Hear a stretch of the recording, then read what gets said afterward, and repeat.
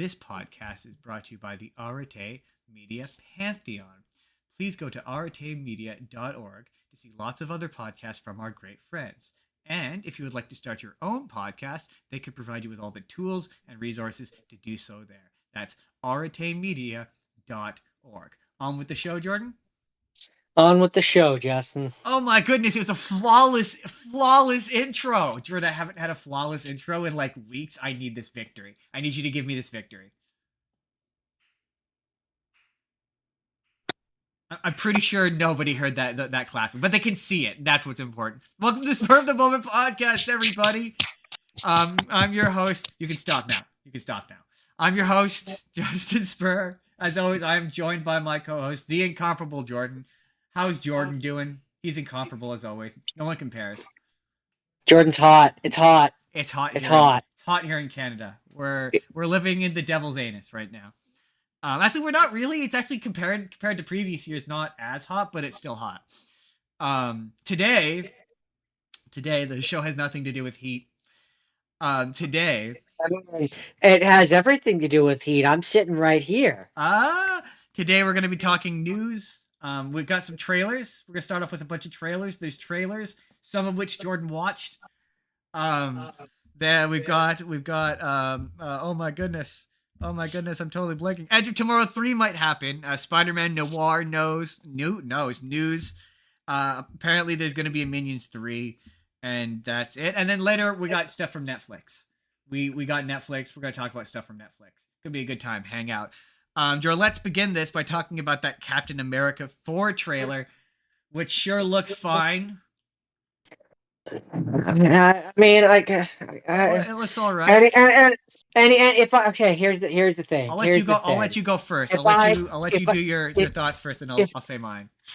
If I levy any legitimate actual criticism against it, all of the people that are those kinds of people are just going to be like, no, you just don't like it because he's black. I want to preface this with, that could not be further from the truth. I didn't like him when he was Captain Falcon because he was a boring character. It has nothing to do with that. I still think he's a boring character who has an identity issue. I don't mind if they want him to be Captain America, but like lose the Captain Falcon wings then. Yeah, like, well, especially because there's a new Captain Falcon, and he's in this. Okay, that makes it worse. So yeah, my thing is, this movie is unnecessary. They already told this. Like, if the movie is, he's not Steve Rogers, they already did that. It's a show. It's called Captain Falcon. It's called Falcon and the Winter Soldier. I keep calling it Captain Falcon. That's kind of just stuck now, but it's called Falcon and the Winter Soldier. That's what that show was about. It just kind of shows that they recognize that nobody watched those shows. So they have to tell the same story again. It kind of just feels like this movie exists solely to introduce Red Hulk. Kind of, yeah. Like my thing, and apparently this is it. This is the only time he's going to be in a thing. Like, they're not doing him anymore after this, because Harrison Ford obviously is doing one movie. He didn't sign on for multiple movies. So unless they've like gotten him in that like digital whatever, and he's just gonna be a digital character, and Harrison Ford could show up for an hour and do voice lines, or he's already done voice lines for it. He's never coming back unless he doesn't talk and he's just a mindless monster. Then maybe. Or if he has a different voice when he's Red Hulk. Yeah, certainly. Like they could absolutely. Never coming back. They could absolutely, and I believe they would have done a thing where they have Harrison Ford be him as the human version. He gets turned into the Red Hulk, and now he's stuck as Red Hulk. Yeah, probably. And when he's Red Hulk, he's voiced. I mean, you could just get someone that sounds like Harrison Ford. Probably, yeah, I'm sure. I will say that he is slightly menacing in this trailer. He's just a completely different character. I in no way believe that he used to be I forget the actor's name. But he used to be the previous guy. I get that recasting him was a necessity. I totally get that. I respect it. I respect them for recasting. It's just not a character. They're not the same character. Like, legit, he's legit intimidating in that trailer. I will give it that. Sure. Like, he definitely has like a vibe to him. And you know, he's kind of one of the best things about that trailer. Oh, absolutely. He's the only good thing. He's the only good thing in that trailer. which is kind of again hitting the point on the head here that Sam Wilson, that's the name of the Yep, yeah, character, you right? got it right. Um, Remarkably, actually, yeah, it's good. Sam Wilson, he's a sidekick. Yeah. Oh yeah. Oh, He's a I said side. He's a sidekick who was always a sidekick, and they're trying to turn him into a main guy, but he's not a main guy. He's a sidekick, I and said I said after my fucking vibe from my vibe from this trailer is the same vibe that I had from him in everything that he's been in, which he's a sidekick who is not strong enough to hold the main just tent pole up. I said after Falcon and the Winter Soldier, that was it. That should have been the final Captain America thing. You didn't need to do anything more. Those characters were done, and I fully believe that. There's nothing to do with this character. His story is done. His story is complete. He no longer needs his own narrative. He should be, yeah, like as you put it, a side character in another person's story. And yeah, you're right. Yeah, This trailer just feels like it wants to bring Red Hulk in. That's all it seems to want to do. That's all it seems to be interested in, because he's the centerpiece of that trailer. He's the focal point of that trailer, and it like really shows how much Marvel has kind of lost steam a little bit, because previously they wouldn't have had to show Red Hulk in that trailer. Like the fact that they right. had to show Red Well, Hulk in they that trailer, clearly. they know that's why people are showing up. That's why I'm showing Yeah, up. like they're clearly aware like Sam Wilson. I'm not even blaming the actor because I've seen him in other things. I like him. I like the Yeah, actor. He's a good actor. I'm simply saying his character in the MCU is a sidekick, and yeah. clearly they recognize that, and he doesn't garner enough interest to But warrant his own movie, which is also, where I wouldn't be entirely surprised if normal Hulk is in this movie, and that's what they're I think hiding. he is, because this trailer leaves out the fact that um the leader, he's also in this. I don't. Who's the leader? The leader, he's another Hulk. Uh, Tim, Incredible Hulk, Mister Okay. Blue, Mister Blue. You know the guy who he's helping out Yeah, all Hulk. His head gets a little yeah, yeah, bigger. yeah, yeah, yeah, yeah, yeah, yeah, yeah.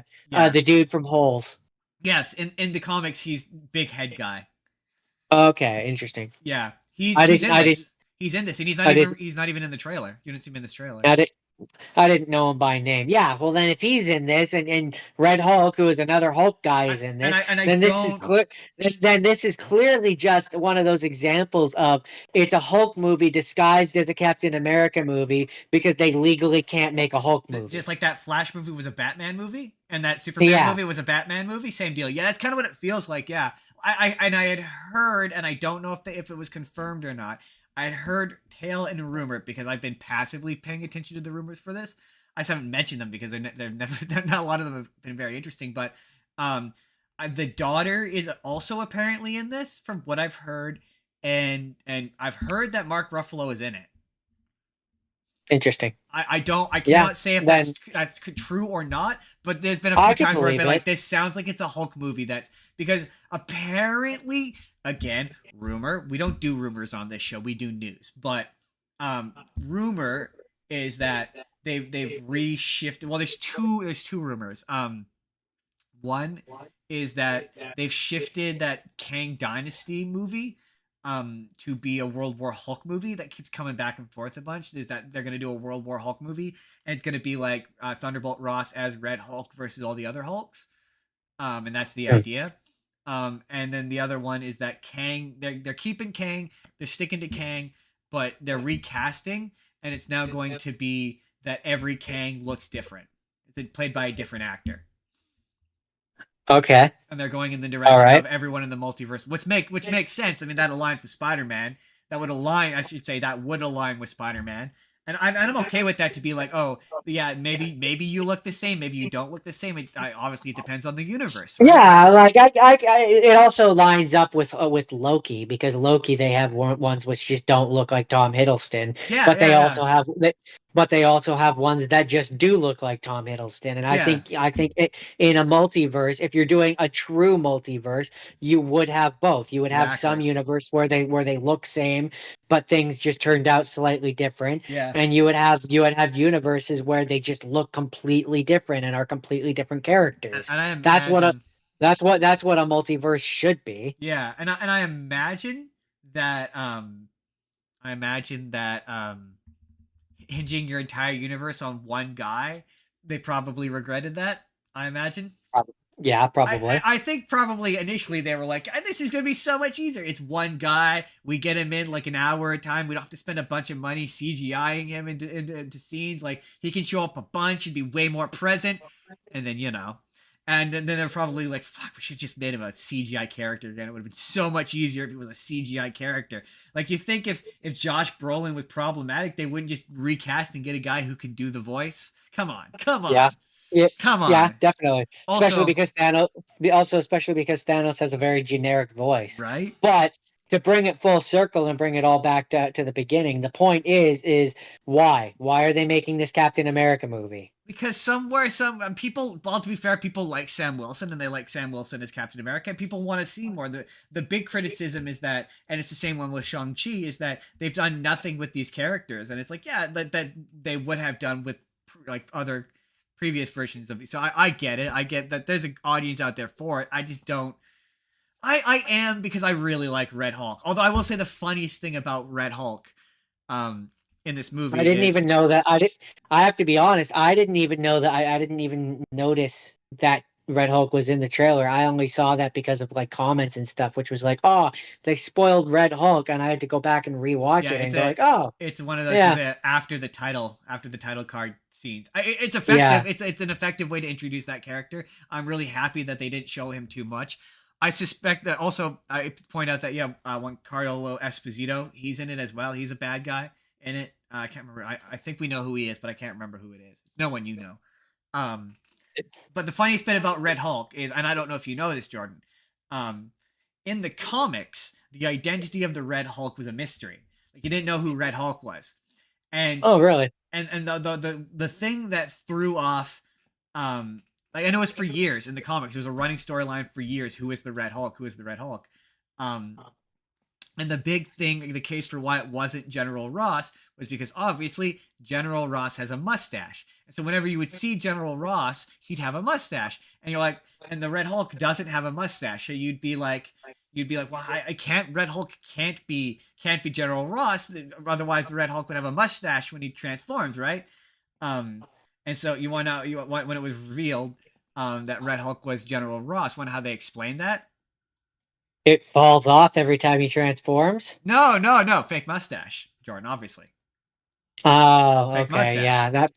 that makes too much sense. See, I So I went for the just, comic booky answer. so I I, I just, thought I thought I thought like gamma radiation makes it melt off, and then when he turns back, it grows back. I just, I was um, thinking too comic booky. it's just, I just love how this movie has like circumvented that question of being like he shaved it off, and because Harrison Ford was like, I'm not growing a mustache. I'm not growing a mustache. I'm sorry, it's not happening. I think they should have done the same thing that they did when they recast Rhodey. Have him come in and be like, "Yeah, I look different now. Get over it." Well, I mean, um, they kind of do in the one where he's like, "Oh yeah, you're looking real different from Mister or General or something like that." yeah. Sam Wilson has a comment where he He's says like, something I'm like never gonna that. get used to not the mustache. He's like, yeah, I had to lose the mustache, and I'm like, oh my god, really? That's the thing you're gonna lampshade? All right, I guess. When I read that was a line in this movie, I was like, oh, groan. Yeah, I don't think I. Certain things you got to skip, and this unless I see some really cool shit with Red Hulk that really like gets me going. I think I'm gonna wait till this comes to Disney Plus. I think I'm cool. Yeah, I did that with the Marvels, and I didn't regret it. So no, I'm I'm not really good. feeling it with this one. No, this It's feels just, like I'm probably gonna watch it on the plane on my way to Mexico next year, kind of movies. That's or that's for what this, that's what Aquaman and the last Captain Marvel movie did was. So or for this show. yeah, or for this show, yeah, I'll find an excuse to watch for the show. Speaking of shit, I'm probably not gonna watch. Did you see the trailer for Agatha All Along, Jordan? No, why? I saw. No, First of all, I mean, my first immediate no. thought Who was, is that? who Who is was this for? asking for this? Nobody was asking for it. Who is this for? And then the other thing that was funny was I saw a video. I didn't and nobody I didn't see a single video of anybody excited for this except for one person who pretended she was just so she could get invited to the premiere. I'm not gonna say her name, but she absolutely just said it looked good to get invited to what will obviously be a 3-episode premiere. Like I guarantee you, it's the only reason why she said anything nice about it, so she can meet Catherine Hahn and go, "Ooh, girl power." I'm not gonna say her I name because mean, I don't need her sycophantic fans coming for me. But uh, the only reason why I she said it mean, was good. I could believe it.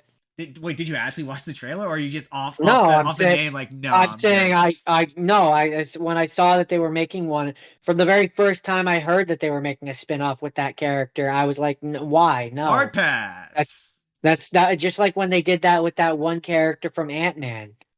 I was like, no, I think it was Ant-Man. One character from Ant. Oh, I don't know. One of the many spin. It might have been Hawkeye or something. I don't know. One of the spin-offs, which was about a character that I didn't care about. It was yeah. No, I haven't watched it either because I can't be bothered. Um, oh shit, what was it? Echo. Yeah, Yeah, that was it. I heard it was good, but nah, I'm good. Don't have it. That Hawkeye did a terrible job of setting that show up. Did not have one iota of an interest in watching it. I don't care how much Kingpin you put in it. If he's not fighting Daredevil or Spider-Man, I'm not interested. And even then, I Daredevil, just I'm like that new Daredevil show. It's gonna have to do a lot to impress me. Yeah. I didn't really like the old Daredevil show, so I quite like the old Daredevil show. That show's um, legitimately good, especially the second season. The second season of Daredevil is so good. It is other it the Netflix Marvel shows are good in this order. Season 1 of Jessica Jones, season 2 of Daredevil, the rest. No, that's not fair. Sorry. I fucked that up. Let me do that again. Season 1 of Jessica Jones, season 2 of Daredevil, season 1 of Daredevil, and then the rest of them suck. Oh, sorry, half a season of Luke Cage, and then the rest of them suck. They're all bad. None of them are good. I could agree with that. Right. Like the first half of Luke Cage is really good until they kill Cottonmouth, and then the back half of that season is just Although, they do the trope where he loses his powers, and then it ends with him punching a guy with similar powers. It's really boring. oh no, wait, I think that's DC. Sorry, never mind. I was gonna say I seem to remember liking Black Lightning, but I You think watched that's Black DC. Lightning? I remember watching some of it. I watched part of the first season. I didn't watch the rest of it because that was kind of the period I was falling off of the Arrowverse, and I was like I can't. I'm barely hanging on with the Uh, Flash, and I still haven't finished that. I might now that but we have Netflix again. the point though that is just I saw the Agatha and I was like I didn't really much care for her in Scarlet Witch's show. No, Why would I want to watch a show that was just about her? it's annoying because the trailer tries to pretend Wanda's gonna come back because clearly they realize that that's gonna be the hook, but it's just really apparent because you see the whole thing is like she's in the hex that Wanda put her in, right? And like she thinks she's in like in like a Law and Order procedural cop show, and she's like investigating a body, and it's very definitely Wanda's body, and it's like that's clearly as much as we're gonna see of Wanda, and they'll probably either confirm that Wanda's dead, or they'll like hint that she might still be alive, so she can potentially come back, and the rest of it is Oh, just gonna be about them fighting, or her. It's gonna be her against Aubrey Plaza, and they're not going to move anything forward in any significant way, and nothing interesting will happen in it, and it will probably get reviewed uh, well based on aesthetic only. Because I will acknowledge there are some legitimately like creepy looking scenes in the trailer, but it I doesn't I otherwise does not interest me. I thought just from reading the name of the title and knowing nothing about it or looking into it in any sort of way, I would have thought it would have been a prequel. No, it's very much it takes place after. Well, I mean, there's probably prequel elements. Like I'm sure there'll be flashbacks to like Agatha's backstory or whatever, and I'm sure that probably will be part of it. But I know part of it, at least in part, according to that trailer, is her getting out of Wanda's mind control. See, if I was them, I would use this show to bring back White Vision in some way because Well, he's he's fucked off. He's fucked off for like 17 movies at this point with no plot and nothing explaining what's been he's going on with them. supposedly getting his own show called Vision All right, Quest. sure. Sure he is. I'll believe that when I see it. In the meantime, he could have been in this in some Until there's a capacity. trailer, I don't believe anything anymore when it comes to the projects that may happen or like rumors. I don't do rumors anymore. They're so tiresome, and they ruin movies. Um, unless it's in a I mean, trailer. then I'm not interested Yeah. anymore. If it's in a trailer, then I could maybe believe it. And But even then, no. I try to avoid it as much as I can. Like I've been really trying hard to avoid Deadpool stuff because I've heard some stuff, and it's just yeah, you want to go to these movies clean. It makes them more fun. I agree. But that was, I guess, that was our Marvel trailers. Um, eh, Meh.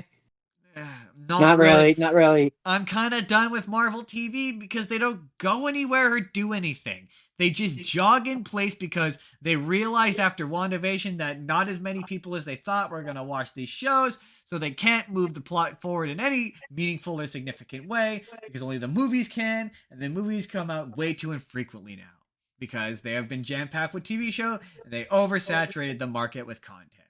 So now we're in a dry Yep. spell, which is See, fine. if I was them, I would focus a little bit less on the animated or the live action Marvel shows and do some animated ones. Yeah, yeah. Do good animated ones. Don't do bad Yeah. animated ones. Well, I mean, yeah, that goes without saying. Like do more X-Men 97. Do a little less, maybe. Maybe don't Do do What If anymore. do some Spider-Man 98. Or if you're gonna do a what if, do some actual what if. But if you're gonna do Spider-Man 98, don't use. Wait, you haven't finished X-Men 97, have you? No, Do you care for like a minor spoiler? I don't care.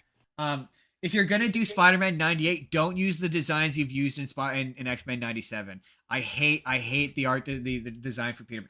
So spoiler alert: Spider-Man and Peter Parker show up in that show. Yeah, that I knew. I've Yeah, seen but those. it's only like brief cameos, and it's not for very long. Yeah, I you don't get like like. 3 scenes. Yeah, and Mary Jane is there, so people think that takes place, like it confirms that he found Mary Jane. But I don't like how Peter looks. I don't like it. No, it can't, because the thing is that some people haven't taken into account is X-Men was always before Spider-Man, right? Yeah, So yeah. time-wise, you could very easily justify Mary Jane being there by saying what those events take place before Spider-Man. It's certainly possible. Yeah, yeah. I don't know. I mean, I want Spider-Man 98. The point is, I don't want that design. I don't like the designs. No, I don't mind. I'd I like don't mind Mary Jane. I don't like Spider-Man's. I'd like closer to the original, Yeah, yeah. please. He's too. I don't want to say. I don't know. I just don't like it. We watched the trailer for that new Watchmen movie, which I thought the first trailer looked all right. The second trailer looked bad. This trailer that if it's the one that I'm thinking of, it reminded me of like Archer animation. Really, I would say it looks far. No, see, it's that way. It was more 3D than it was 2D. I could see Yeah, why you would say that.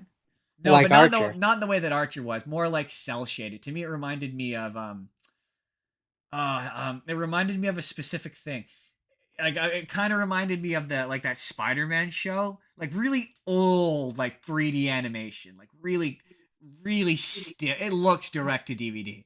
Like I gave it the benefit of the doubt when I saw the first trailer, but it looks like all the animations look stiff as hell. The voice act, it looks bad.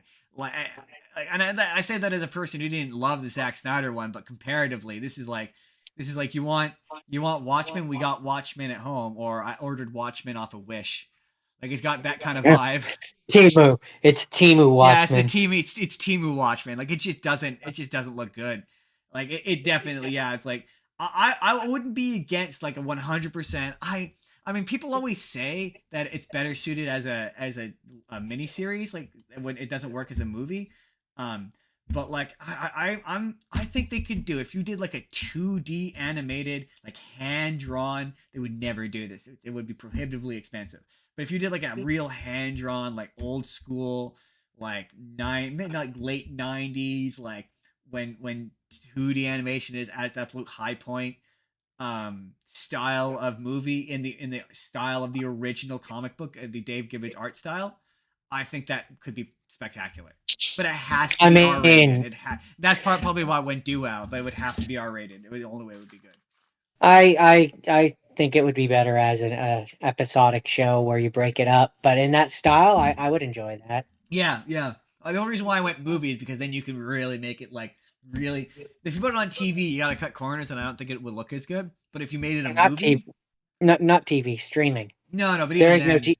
There is no TV anymore. right? TV's But dead. even I mean, yeah, I guess a streaming show you would maybe get a bit more of a budget, but I think like a theatrical movie, I like give it like a $100 million budget, and it's all hand drawn, and you give it like a year production cycle, maybe 2 hours, and not hand drawn would take way longer, but like however long, like as much time as you need to really make it look pretty. I think it could be good. In again in the art style of the original comic. I think that could like and make it like 100% faithful to the comic, at least as faithful as you can. And I I think mean, that's why it would work better as a show than a oh, movie. I Because don't disagree. if you're trying to make it faithful to the comic, then it needs more time. And if you need more time, then you need to make it into a show. Well, that's why If I'm you want like to have it, if you want to have it be a movie, then you're gonna have to do the Zack Snyder thing where you cut out a bunch of stuff. Which at or that point, you do two movies. You split into two movies. I think you could do it in two. no, no, Um just make it a show at that I don't point. disagree. The only reason why I'm like movie is because then we can give the budget. That's my You, only you reason for can making a movie. you can give it a budget if it's on I just streaming don't as think a show. I don't think it's getting the same budget as a movie would. I'm talking like a I don't big I don't budget, I don't think it's lots of getting that money. big of a I don't think it's getting that big of a budget either way. No, this isn't happening. Like this would never happen. There's a reason why this has gone straight to DVD. But I'm just saying, for me, that's the only way I would do it. It's hand drawn, it's 2D animation, and it's a movie. Because that, yeah, I feel like would get the best chance to be good at that point. Otherwise, why? Why bother? Apparently, they're making a Minions 3, Jordan.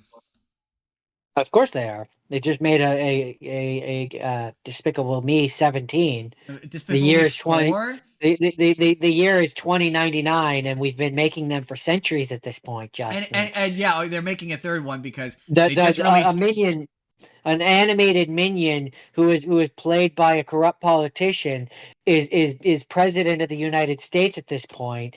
It's like that one episode of Black Mirror where it's a cartoon that is running a country. No. That was the previous guy. This guy is more like like skin on a like a high school skeleton. He's just skin on a skeleton, really. Like that to call him a cartoon really implies that he has more life than he does. Anyway, we'll have plenty of time to make fun of American politics later on in the show. But no, yeah, you're right. They just released a fourth Despicable Me movie, and it made a shit ton of money because these movies make a shit ton of money. Yeah, you know what I only realized recently is Cosgrove, the one who plays the one girl Yeah, in the movie. yeah. I totally blanked and didn't realize that when they did the first movie, she was 13, Yeah, she made. I and saw a she's like video where she was like, "I've been doing these since I was 13." I'm like, "Why won't they let this kid?" She's like, "I'm finally a teenager," and I'm like, "Why won't they let this character age?" she's like 30 something now, and I I'm like, know. oh my And god, apparently, is the the first creators, one really that old? Like, the holy shit. the creators of it have come up and be like, "We will never age them up," and it's like, oh man, I saw so many reviews that were basically like, "This movie's bad," and then you read the review and it's like, "Yeah, it's bad because it's the same as every other one." It's like, yes, the fourth one. What did you expect? They're all of relative quality to each other. None of these movies are good. Nobody watches these movies because they're good. They watch these movies because kids like them and they make money. Yeah, pretty much. Kids like the minions Kids who like the who are Minions, just like who say funny words and can say whatever. Papa? right? They say funny words that the kids can comprehend. Because they don't mean anything. Because they're meaningless. So yeah, they released a bunch of casting news on that Spider-Man noir show that's coming out. The one that is what's his name is in. Yeah, that Nicolas Cage is playing Spider-Man noir. That's a weird choice, And but okay. apparently it's going to be 8 45-minute long episodes, which, you know what, for a streaming show is not bad. Here's my question about it So though. so here's my question about that. Is he the same one from the movie? Is he a different one? Like, I have no if you're idea. doing Nicolas Cage, who voiced the one from the movie, presumably he's the same one, right? Like, Okay, here's I'm going to ask you a question first and then I will answer your question. Let me ask you a question. Like just ballpark guess. How long do you think he's going to wear the mask per episode, for the whole series? 40% of the time. 40% of the entire series? Yeah, Wow, you're generous. I don't think he's gonna wear it. I do, but I don't only think he's gonna because wear it. I do, but only because I don't think Nicolas Cage is gonna wear it. Interesting. Okay, here's um. I think they're gonna have the stunt guy wearing it for most of the time, and Nicolas Cage will voice act like he So does in the movies. okay. Apparently, this is he's old and grizzled, and he hasn't done it in forever. Kind of shows. So I don't think I think maybe you're right. I think maybe at best we see a stunt double wearing it in like the last episode, and it'll be like, oh, he's got his groove back and he's Spider-Man. It's the one time we get to see him in the full costume, and it will be a stunt double. But it will only be in the at best it will be in the final episode. I guess we'll have to wait and Yeah. see. But otherwise, I'm like, yeah, I just no, no, that doesn't sound Uh, there's interesting to just me. more interesting ways to tell the story, and I mean, I've seen enough old man superhero goes back and like tries to yeah, relive it's his no. Glory Dale stories. I don't really need another one. The only interesting shit Um, with Spider-Man Noir happens at the beginning of that Spider-Man's career. Like him fighting King, like I think he fights King. No, he fights the Goblin. Like all that stuff. Like that stuff is at the beginning of his career, and it's way more. And like, yeah, man, him having to be Spider-Man without webs and all the restrictions that character has powers wise. That's the stuff that's interesting. I'm not looking to see Nick. Also, like that character in the Into the Spider-Verse is funny because he's a caricature. He's not. I have no interest in seeing maybe in an animated like joke show kind of format, but I have no interest in seeing like a gritty R-rated noir version of that character. I don't know who is this for. That's my thing. Like I can't like Nicolas Cage fans. I guess I'm not really looking to see like what near 60-year-old Nicolas Cage be Spider-Man. Like who is? I don't understand. yeah, I don't get it. I will I don't watch this because understand it's it. Amazon Prime and I have Amazon Prime, but More of a morbid curiosity than an actual desire. right? Yeah, exactly. That's a lot of this. It's like more of a curiosity than a desire. Uh What else you got? Hit me with it. Hit me with the uh news. Come on, do it, do it, Edge do it, of do it. Tomorrow, Edge Tomorrow 2. Um Apparently it's happening. They're talking Uh, about it. It might happen. that's the one where he keeps living through the same It's day, it's a right? Groundhog Day, but it's Tom Cruise. Yeah. Okay. So my question Yeah. is Okay. who I don't. Didn't they destroy the thing that made the time stuff happen? I think Wasn't so. that the point of the? Wasn't that the point of the end of the last one? I think so. I Like think they basically had Alien D-Day, which they kept living through, and they yeah. found the thing that kept the time loop from happening and it stopped it. Well, they stopped the time. It was because he got okay. It's been a while. It's funny as I watched this movie for the show, but I think if I recall, he gets sprayed by like what is essentially like a queen. And they kill. There's like alphas, omegas, and Yeah, like there's basically like three or he gets sprayed by an alpha, which is what gives him the time. And then yeah, he basically he stops it. She discovers she initially is in the loop. That's why she's hyper competent, and she stops it, and it happens to him. It passes to him, and then yeah, he kills the alpha, which kills all of them. But I think he kills like the omega or something, which is like yeah. yeah the big brain of it So I all. guess theoretically they could do a thing where they come back, or it's a new Okay, but thing, what? or it's a new alien that does it. And then at that point, what I would do is you do it where it's a new person, and then have it where they go to Tom Cruise now, and Tom Cruise is now Emily Blunt. That's what I would do. Just that Okay, simple. I don't know. It doesn't really feel like a series that needs to have a sequel. Or you do a prequel and you make it about Emily Blunt. That's another way to That do I it. c- that would make more sense to me. Like Uh, that You see, is a you see far more her logical thing. You see her do it. But I also by the same token, I think it'd be kind of fun to see now Tom Cruise is the one who's training a person to be a Groundhog Day. I do also think Sure, that's kind of but I fun. just I just they would need to do some work to get me there. Like you need a character who's the new Tom Cruise. So Yeah. I need a reason for why another time loop is happening, and don't just give me the same alien because that's lazy. I mean, yeah, but it's not that kind of movie, kid. Right, which is why I'm saying it didn't really need a sequel. No, but they're making one, so I don't know if they're making one. I doubt. I That doubt it's one of those things. I don't think we'll ever see a sequel to that. I really that's don't. where I just don't. Yeah, I don't see how you do. Bo's kind of sailed on that one. But anyway, that's the news. We got everything. Stop.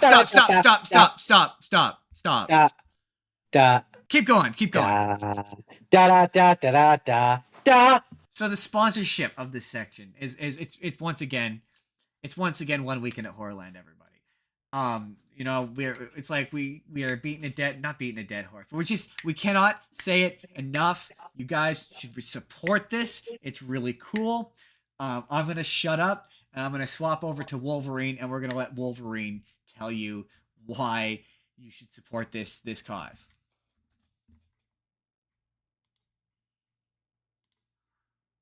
We're gonna do it in glorious. Hi, folks. My name is Cal Dodd, and I voice Slappy from Goosebumps, the TV series, and Wolverine. I will be attending an event entitled One Weekend at Horrorland, but only if we're funded by July 30th. So please, get your tickets or pledge to the Kickstarter today, bub.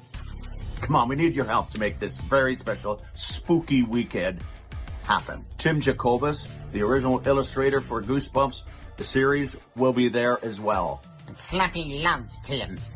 You don't want to miss this, bub. If you do, I will hunt you down. And Slappy will make you his slave. Come on.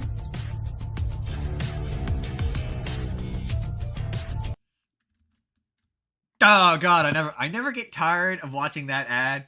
God, it's so surreal. I know, I think I said this last week, but just like every time I get to watch that ad, it's so surreal to like, I've never known somebody who knew somebody like cool before. So it's just kind of surreal that like, I know a guy who knows the voice of Wolverine, like the voice of Wolverine from my childhood. Like it's wild. Like that's Wolverine to me, not Hugh Jackman. Crazy. But the important thing is that he's Wolverine, and Wolverine is the best at what he does. And what Wolverine is doing is going to 1 week at Horrorland. Yeah, 1 weekend at exactly. Horrorland. Wolverine is the best at what he does, and what he does is tell you that you should support 1 weekend at Horrorland. Seriously, it's gonna be cool if it happens, and we need your help.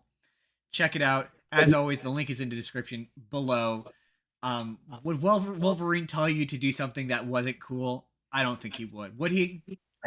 No, I mean, I don't think he would. Again, he's the best at what he does. And what he does is support 1 weekend at Horrorland. And Slappy's there too. And the rest. Anyway, let's move on with the show.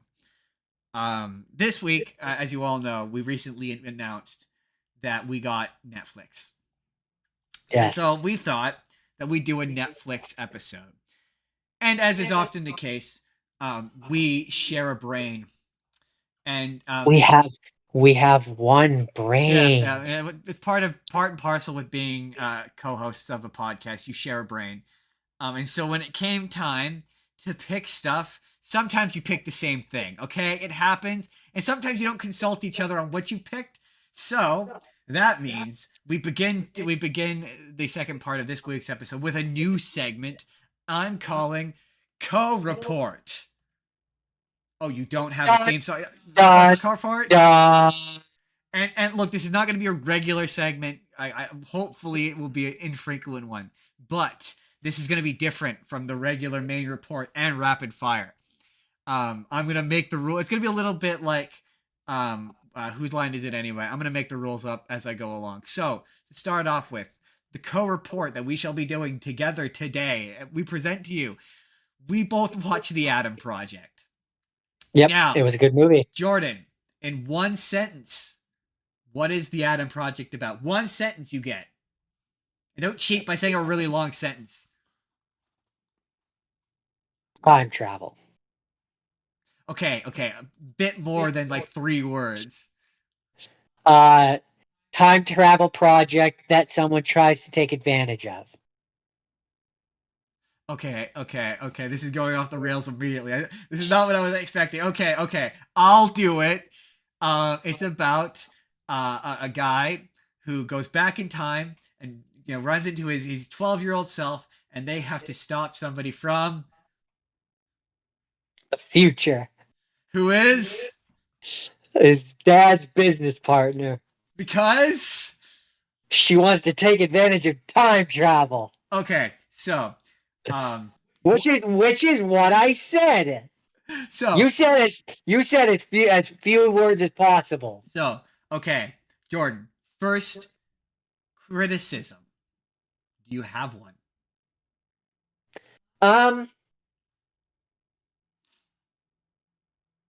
Off the top of my head, no. It's clearly flawless.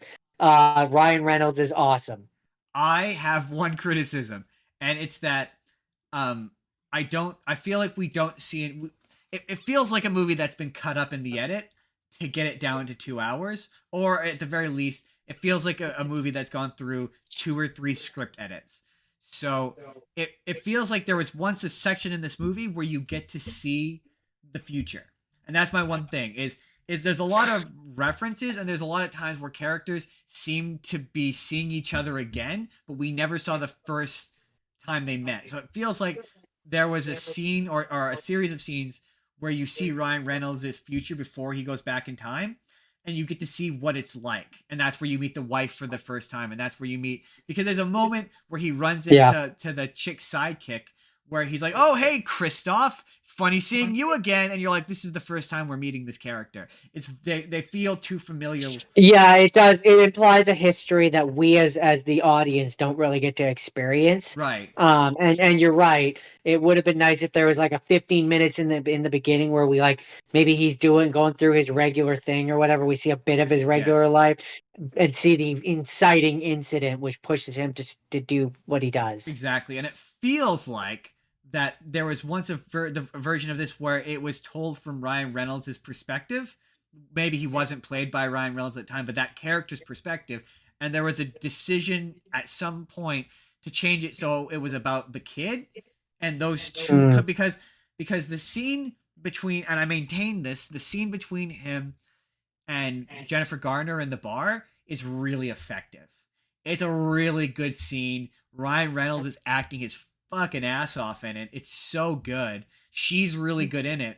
But and it implies that he also has a bad relationship with the mother. Like he constantly implies that, and it feels like there was a scene where we saw his present day and we saw the old version of her, and that maybe they were estranged or something.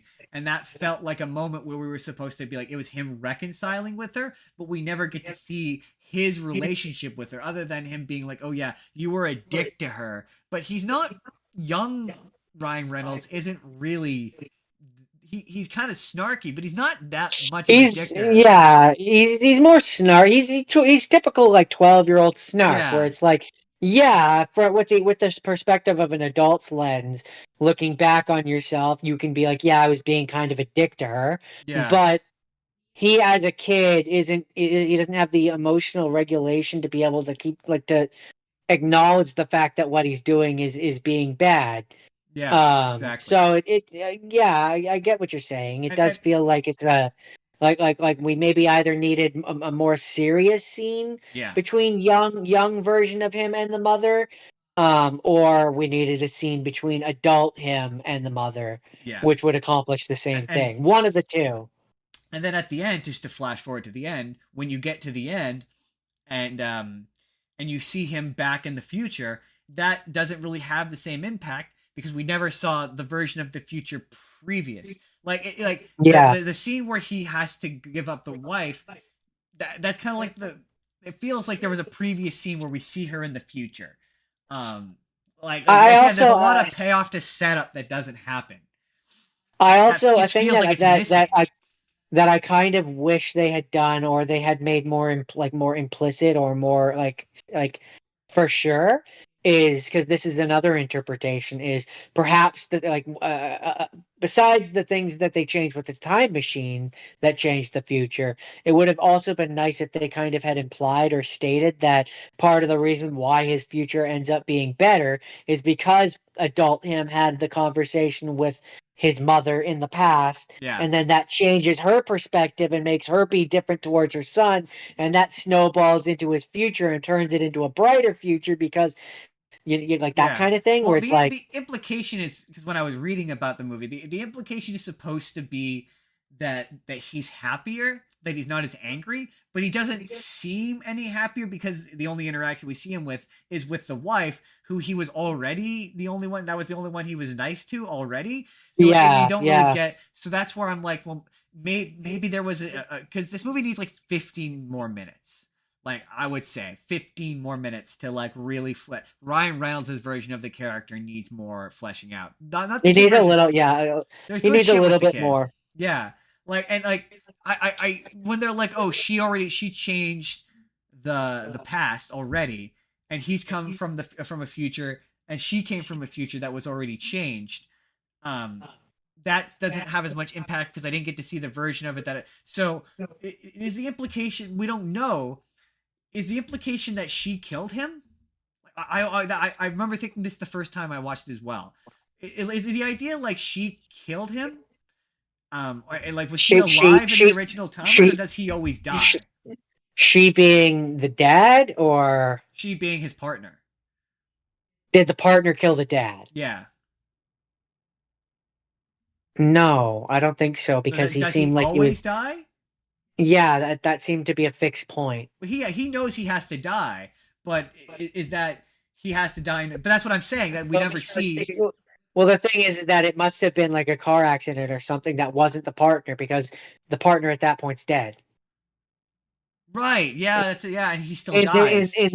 in this timeline, that this new timeline, the partner was, so maybe originally He didn't the die. partner killed the partner, or the partner killed him originally, but maybe like it's just he knows that in order for that future version of his son to exist, he has to die. My thing is like, how, well, because she kind of implies that like they're both kind of forgotten as just like the creators of this thing, and that the government kind of takes it over. So it's implied that, yes, nobody remembers. That's also my thing, is I don't get how the past version of her becomes there's no connection between those two characters. That and the CGI So it looks just sort bad. of see It's it really just sort stiff of seemed looking. like it just sort of seemed like the past or the future version. Oh, my brain is starting to hurt. Yeah. The future version of the partner made herself into that version. Yeah, but it doesn't make any, like I said, there's no explanation or connection to how she became that version of her. And by doing that, then the version of her that came back is now completely different. The version of her that came back 6 months ago or whatever is now gone. She's effectively erased her. But that's my thing, is that because we never see the initial timeline, I don't know how, and they never explain how she goes from being against, being a morally good and ethical character, to just being like cool with murder. Like, I mean, it's sort of just implied that years of corruption turns her into that. right, but it's not, again, there's not, it just doesn't, they're too different, like, you know what I mean, like there isn't enough connection between those two versions. I just don't believe that she becomes her, and they don't do a good job of like explaining it. And then also, um from a directional standpoint, this is the movie that made me go, yeah, I want to see him do Deadpool. Like, when they announced that he was going to do Deadpool, I was like, yeah, yeah, I love his direction. I love his style, and I love how he does action sequences. They just look Oh, so you mean good. you mean the director? Yeah, the I thought you meant director. Ryan. I thought you meant Ryan Reynolds, and I'm Well, like, I'm pretty sure he was. I like how he directs Ryan Reynolds. I like how he, like, the lightsaber shit looks good. For Yeah, lack of I a mean, better word. I like the action scenes. I think Like, they're it's done very. it's really clean. You can see everything. Like movies like that. I mean, there is a bit towards the end because they have to be like, it's like it's a windstorm or whatever, so they shake the camera a bit. But the camera is still, like, you can see everything happening. And so then when the Deadpool 3 trailer comes out, and I'm like, yeah, this is what I wanted. Like, this, it's clean, it looks good, it's easy to track. You know who everybody is, you know where they're going. Hmm. Yeah, it looks good. The emotional stuff works and it's effective. Um, Someone could argue it's slightly emotionally manipulative, but I would argue it's effective because it's accomplishing, and it makes you feel emotions. Like at the end when they're playing catch, that scene's so good. Yeah, yeah. My There's a other lot to like in this movie. my other thing is what I'm really hoping once I pointed it out, you noticed it. What is going on with Mark Ruffalo's accent in that movie? I still didn't pick up on Really, that. he's doing I this don't. weird accent that, like, when I inevitably make this into a YouTube video, I'm gonna put here. Yeah, no, I don't. He to me, he just sounds like he does when he does the whole. It's when he's talking to the kids, or when he's doing, like, he has a couple of monologues of this where he's got this, like, weird affectation or, like, almost lisp to his voice. It sounds I don't know if it's him trying to do, like, a midwestern accent or what the deal is, or if it's him, he's trying to be like, I'm a professor, this is my professor voice, but he's doing, like, a weird voice, and it was so distracting. I'm like, what are you doing? Also, yeah, I really like the fact that, like, Ryan I did, the I didn't really pick up on it. Ryan Reynolds' memory. I like how your memories lie to you. Your memory lies to you. I like that theme of, like, Ryan Reynolds' memory of his childhood is clearly skewed, and how like young Ryan Reynolds is like, yeah, you remember it this way, and you've become so mad you've kind of warped the memory, but this is actually what it was, and he bought that thing for you because you wanted it. And I like how he's like, oh yeah, you were never there for mom, and then you see the mom is completely cool with it. She's like, yeah, we get it. This is who you are. I'm not going to ask you to be a different person because that's the person I fell in love with. Why would I ask you to be a different person? I know who you are. And I'm like, oh, I love that. I just love the fact that they have a perfectly, like, function. She does date a bit, I guess a year and a half. She does start dating a bit soon, maybe. I don't know. It feels a bit soon. I don't know. Maybe that's just me. That could just be me. That might just be you. That might just be me. It just felt a bit soon. Anyway, that was co-report. It just kind of devolved into a regular report. Yeah, I don't really know what. I mean, it was kind of just we both did a report together, so it was co-reporting. It was co-reporting. We co-reported. You know, we did some back and forth. You talked a little, I talked a little. You talked a little too much. I mean, if I had one note there, Justin, I mean, I know. you just kind of kept going and going. You know, I was gonna do more of a comedy thing, and then it immediately didn't work. So I'm like, I guess what I'm saying is you've let me down, disappointed me, and I've banished you from the island. But just to wrap up. I'm joking. I'm not. I couldn't do this without you. To conclude, this is the movie that kind of made me go, like, yeah, I think I already said this, but yeah, I would like to see him. It's this and it's Real Steel, because those are the two movies that he did with Hugh Jackman, and obviously he did Free Guy before this with Ryan Reynolds, but they work well together, and I think their style meshes, and yeah, I'm really excited for Deadpool 3. Yeah, that'll be fun. This is the sneak preview of our Deadpool special coming in 2 weeks. Whoa! Spoilers. Forward to the Deadpool special coming. Spoilers. Jordan, let's move on to rapid fire. Rapid fire. Jordan, you ever notice how all your songs kind of sound all the same? No, I've never once noticed that. You ever notice? You're not saying that you've noticed that, are you? I'm not saying it, but I definitely might be implying it. I'm definitely hinting at it. That's for sure. I quit. Dang it! I need a new co-host. I also quit.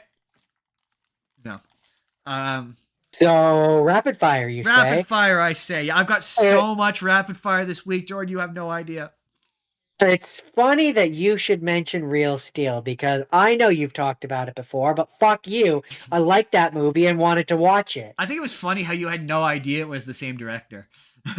Nope. That just goes to show you how much you pay attention to that kind of shit.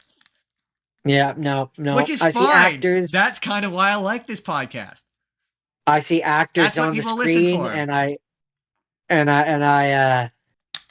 mean, they obviously listen for my sexy voice. But Jordan, Real Steel. It's a little, every time you say that, it's a little like trying to make fetch happen. It's never gonna happen. Stop trying to make fetch happen. It might happen. It's not going. Give it a chance. But yes, I know. I did like that movie. It was one of those movies when I watched it for the show, I was reminded how much I like that movie, because I like that movie. I like it. I like Real Steel because it's like it's the Rocky effect where it's Yeah. like I don't know that much about boxing, but damn if there's not something inspirational about a little robot that wants to go up against the big boys Right? and arguably wins. It's one of those movies where I just, yeah, there must be something with Sean Levy in Hollywood where people maybe don't like. I don't know, because like that should be a franchise. That there should be, like, we should be on Real Steel 3 by now. Like, it's weird that it wasn't. And I mean, I think I I talked about agree. this with when I did it for the show, but I when I read about it, there's supposedly they're working on a sequel, which I'm hoping with them working on Deadpool together, maybe something will happen now. But yeah, I would watch a sequel. I'd watch a lot of those. I want Real Steel 2. I want it to mainly focus on the kid has gotten into Yeah. into robot fighting, and like he's sort of the main character, and you bring back Ryan Reynolds in like a guest kind, like a side, like he's not like a big thing, but he's there kind of capacity if he wants to. But you write it in such a way where it's like he can be there, but he's not so important that he has to be there. I'm for this kind of movie, ultimate cliche. You age up you straight up age up the kid into adulthood. He's roughly Hugh Jackman's age, maybe a bit younger. He's got a kid, and it's about him connecting with his son, and Hugh Jackman's there. Yeah, maybe he's kind of a minor, so not a major role, but like, you know, he's an important part of the movie, and the kid's got to learn from Hugh Jackman about how to be a good dad, and he also has to learn how to be a good grandpa, and what I make would it about do, him being a grandpa, and that. what I would make it no. See, what I would do is what. Sorry, are you there? Yeah, I'm here. Hello, Jordan. hello, Jordan. hello. I'm here. I've lost him. You've lost me. Hello, How's that, hello. Jordan? Are you there? Can you see me? Oh, you're back. You've popped back into existence. The YouTube video is stuttering too, so I think that's you again. Yeah, You can hear me now, though? I can hear you. I could always hear you. Okay.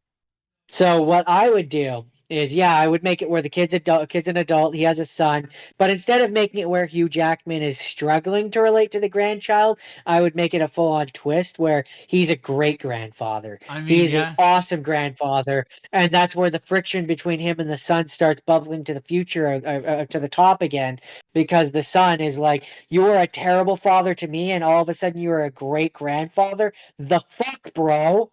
I mean, yeah, but also it's that Jordan. I've lost you again. Darn it! Stupid desktop. Wait for it. How about now? Jordan. Jordan, can you hear me? Jordan, you there? Hello. Hello? Are you there? Hello? Oh my god! Okay, Like a fucking Verizon commercial. Are you there? I hear you now, and your video is just popping back on. What the actual fuck is that my? It's gotta be my computer. Like it keeps going. It keeps going to where you have one bar, and I'm not seeing you. See, one day we're gonna get Zoom, and maybe Zoom will give us less trouble. I don't know. Anyway, no, or you could do it where it's Hugh Jackman. I mean, this is another cliche, but you also do it where Hugh Jackman's life sucks, and he's like, "Oh, you got to get it together, Hugh Jackman, if you want to see your grandson." And it's about Hugh Jackman no longer sucking. I don't want that, but they could also do that. I think that was part of the plot of that the one with Raging Bull versus Rocky. Oh yeah. Yeah, where he's like, no, I want the one where it's suck, Grandpa. I want the one where it's the grandfather and the father and the grandchild, and it's like a road trip, and it's like the first one, but like it's different. But it's different. And like it's like maybe like it's further in the future, and so the robots are more technological. Oh yeah, I mean, well, I think I said what they should do is I think I turned this into a short maybe, but what they should do for one of the things they should do for Real Steel 2 is just go full circle and make it where the robots are now they're androids and they're humanoid, and they actually have like facial features, and part of the appeal is they now look human, but they're not actually human, so they can get hurt. And yeah, that's who Ryan Reynolds can play, and make Ryan Reynolds, he plays like a humanoid version of Adam, and he's Adam because Yeah, basically Astro Boy. yeah, something to that effect, yeah. And then have it where it's like, because the first one kind of implies that Adam kind of has a bit of sentience, at least there's a sort of implication there, that he has at least a little bit of self-awareness. So like, yeah, you can make that where it's like, yeah, oh, he's got the spirit of the original Adam, so he is the original Adam. And then he can maybe like say something to the son that like references the first movie, and he's like, holy shit, you're the original Adam. And then yeah, like, oh, his spirit lives on in Ryan Reynolds or whatever. But the point is they need to make Real Steel 2 because it's a shame that there is only one of those movies. It's true. That is a shame. Did you have anything And else to say? that's all I have to say about that. What's your first rapid fire there, Sport? So just real quick, I thought I had a ton of rapid fire, and I just realized no, it's just because Project Adam is on there, and I have the backup on there, so it's actually really not that much. My first rapid fire, Jordan, is yeah, okay. So this is where I have to admit, my goal for this week was for it to all be Netflix originals, and turns out I haven't seen nearly as many Netflix originals as I thought. So my first rapid fire is SpongeBob, Sponge Out of Water, and I really like that movie. That movie is great for when you're just like really baked. Like, it's just like a really good movie to watch while you're stoned, because there's a time traveling dolphin, seagulls rap at the end. It's amazing. They become live action they for have some reason. They have a whole epic rap battles of history in there. Literally, because it's the guys from Epic Rap Battles of History. I know. Yeah. Literally, it's the And then like the funny thing about that movie is how it's called Sponge Out of Water, but them going out of, and all the trailers imply that them turning into superheroes and like it becoming live action was like a major plot of the movie, and it's really not. It's like the last like 5 minutes of the movie, and it has very little to do with the rest of the movie. A huge plot of the movie is about time travel. It's so weird. It's like it feels like it could just be a multi-parter of the show, and because it's the movie, like SpongeBob, I've discovered is kind of a frustrating character. It's a children's thing, but I still feel a level of attachment to this franchise because I loved it as a child. But like, he's one of those characters that he's only as smart as the plot needs him to be. So this movie, he's really smart, and then he's really dumb, and it interchanges scene to scene, and it makes him a confusing character. But I still love this movie, and it's super funny. Bubbles is hilarious. He's a hilarious. The way he's animated is so weird. Like, it's hard. It's like he's sort of photorealistic, but not. It's a very weird movie. Anyway, that was Sponge Out of Water. It's very strange. So my second rapid fire, Justin, is so fetch. It's Mean Girls. Oh, interesting. I was gonna watch Mean Girls. That's funny because I did the musical. Yeah, no, I just did the original Lindsay Lohan Mean Girls, where they are some mean girls. There are some mean girls. My favorite one is when they do the trust fall. They just falls on the ground. There's that one? No. She falls on Gretchen. She falls on one girl. Oh, right. There's that one, because the musical had a really funny bit where really funny recurring bit where the girl keeps going up to do stuff, and the gay guy's like, he's like, she doesn't even go here. Is that in the original? I can't remember if it's in the original or not. He does that. He does that in the where they're all doing the on top of the thing talking or whatever, admitting things, and it's the girl where she's like, "What? I wish that we were still in the with our happy feelings and our She doesn't go here. Yeah. So do you even go here? No, I just have a lot of feelings. Okay, just go. Just leave. And then that I don't think it's in the original. And the new one, the musical, there's a second bit where she's at prom and she's giving a prom speech, and he comes out, he's like, seriously, she doesn't even go here. Like, what are you doing here? This is so funny. But I thoroughly enjoy that movie. That movie, I think Tina Fey said that movie is like a peak millennial movie, and it really is. That movie really is a peak millennial. Yeah. It really is, and it's also during that time where it came out in 2004. I think I was in high school at that point. Yep. I definitely had a crush. I definitely had a crush on Lindsay Lohan at the time. Yeah, that was before she did too many drugs. I mean, I wasn't gonna say that, but She what you're did saying is not too wrong. many drugs. She doesn't look quite as there's a period where she Um, looks scary, like scary ghoul scary. Like, ooh, don't do drugs, kids. but yeah, no. What else can you say about that movie other than it's so fetch, So, Justin? I mean, Jordan, it's just stop trying to make fetch a thing.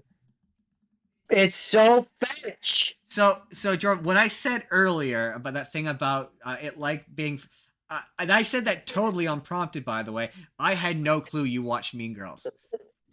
I know, and I thought that was very funny. That was completely that was unrehearsed. This show is 90% improv, folks. I need you to know. We do not plan bits. I don't think we could have planned that if we tried. We could have. We could have planned it. I mean, It was not we could have. staged. It was not staged or set up. I can tell you that. See, But they wouldn't have thought it was until you just said that you presented them with the possibility that it could have been, I and did. now the 5 people that listen to us are thinking, well, maybe it Hey, was. 51. Hi, Mom. We have 51 subscribers. We're back above 50. We lost 2, and we've since regained them. Who knows? By the end of the show, we probably will have lost 5. We mourned those 2 bots. You know, Yeah. They were clearly No, deleted. that's the thing about YouTube is I don't think they're bots. Like, unlike TikTok, bots don't gain much to subscribe to you on here. Twitch, it's definitely bots a lot of the Yeah. time because you'll go up and down a lot. Yeah, no, it's funny. I think I'd say more than half of my TikTok following is just like bots of the same, trying to pretend like it's like if you went through my recently followed, it's like 3 or 4 bots all pretending to be the same person. So it's like, hey, yeah, maybe check to see if like 3 other people who are also like content I'm stealing are also following him. It'll maybe make you more believable. Do you have anything else to say about the last one you said you watched, which I'm totally blanking on? No, like I said, all I can say is that Mean Girls is so fetch. Mean Girls, yes. Okay, my next one. This is where we're starting to get into the Netflix originals for me. My next pick is The Mitchells versus the Machines, and I feel like I need to retract a statement. I don't know if I said it on here or on Toon Talk or on Arete podcast. I feel like it was here where I said I've never liked Danny McBride in anything. I think it was here. Probably. I think. Oh yeah, it was here. It was when we talked about because I was like Jake was there. I'm pretty sure. Yeah, it was when we talked about End of the World movies, and I said how I hated him. Oh yeah, right. This is the end. This is the end. I hate him in that movie, and I was like, I don't think I've ever liked him in anything. That's not true. He's really good in this. He's the dad, and he's really good in this, and he's pretty much a normal dad. He's just a normal guy, like in the situation of like my daughter who I love is about to move out of the house and I don't know how to deal with that. Also, there's a robot apocalypse. And it's beautifully animated. It got robbed at the Oscars. I think it definitely got nominated, and I think a shitty Disney movie beat it, and I was pissed about it. Got fucking robbed. It's so good. Deserved the Oscar. It's beautifully animated. Sony Animation is just killing it with these movies. Is there anything else? It's funny. It's very funny. It's very it's emotional. I get emotional at the end of it. It's good stuff. I remember enjoying that one. Yeah. Yeah, it's on Netflix. What's your next rapid fire?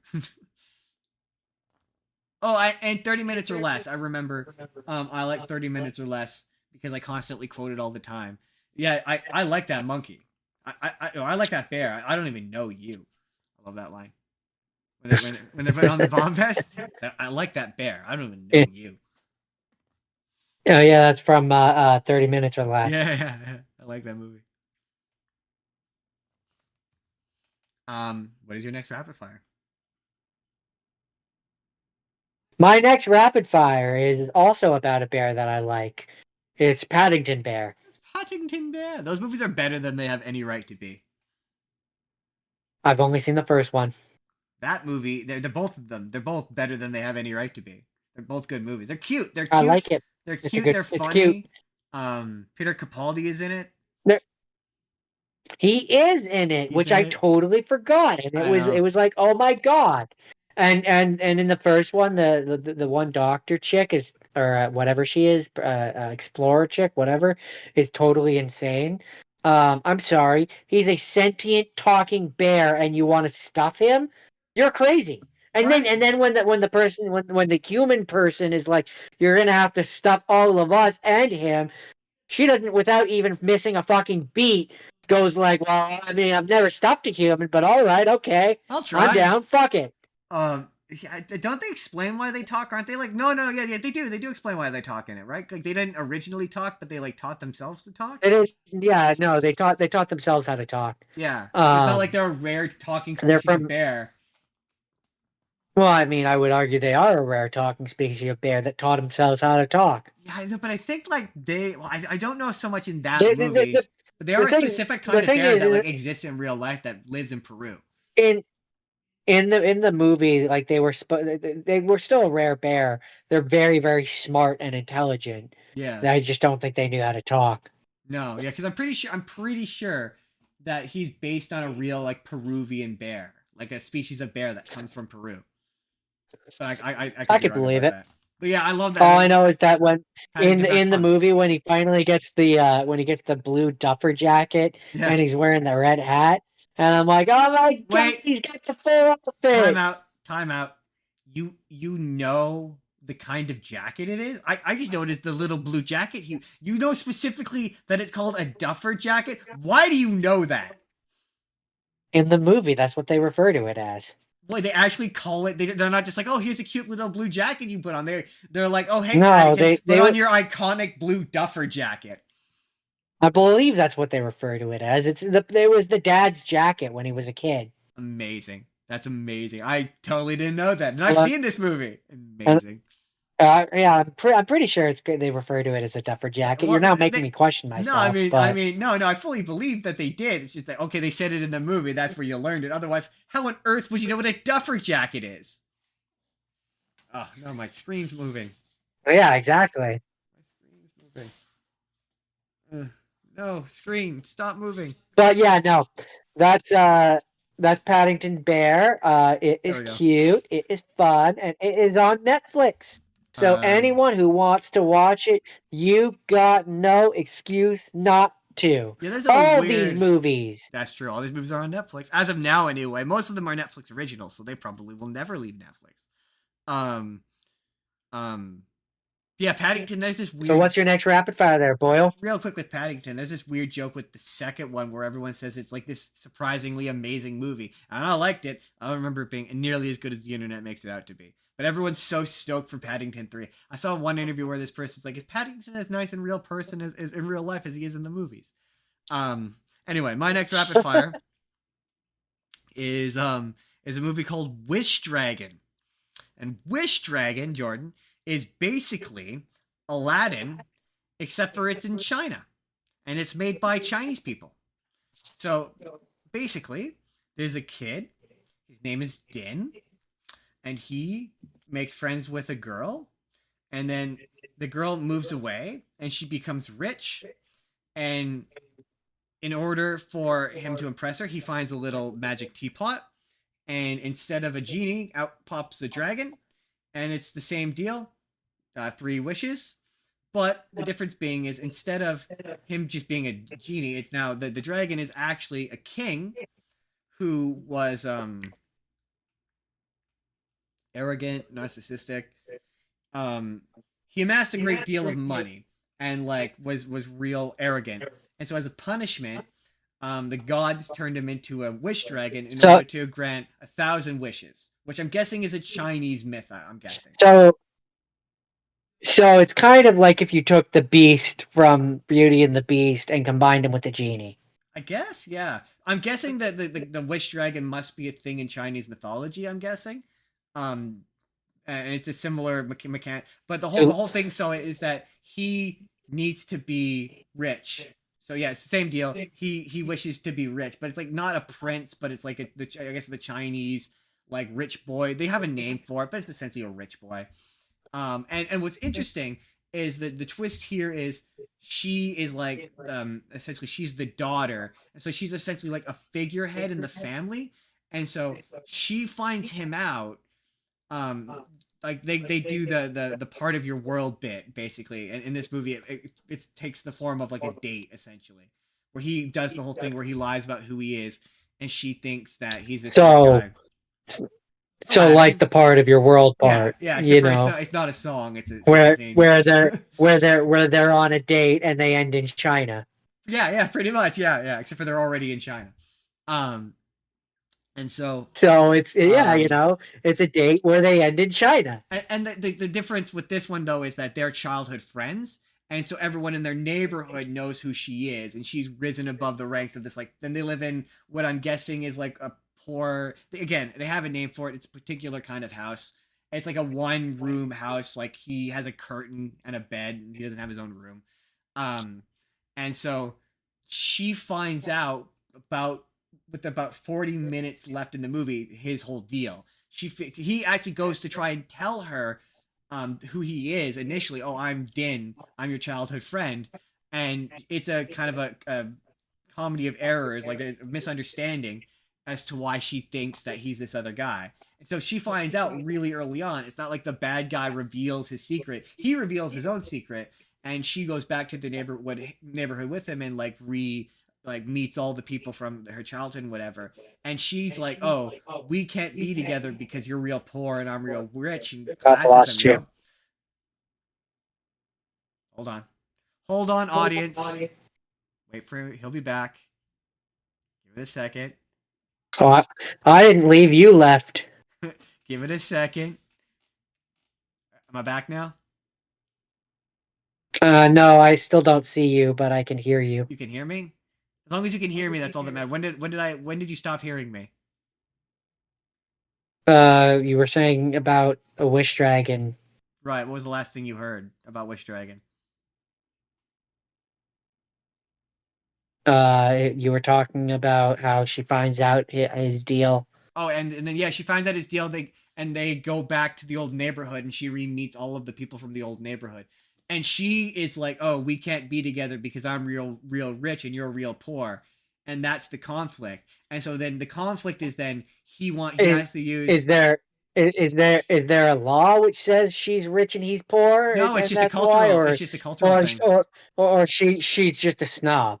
No, it's like she's a basically her dad is like a rich businessman, and she is basically like, in terms of China, she's like the daughter. So like her whole thing is like she has to represent the family, and so as a point of like culture, she has to be with a rich guy who's equally rich. It's a status thing. He's low status and she's high status, so they can't be together. Okay. Yes, Maybe I'm just too poor.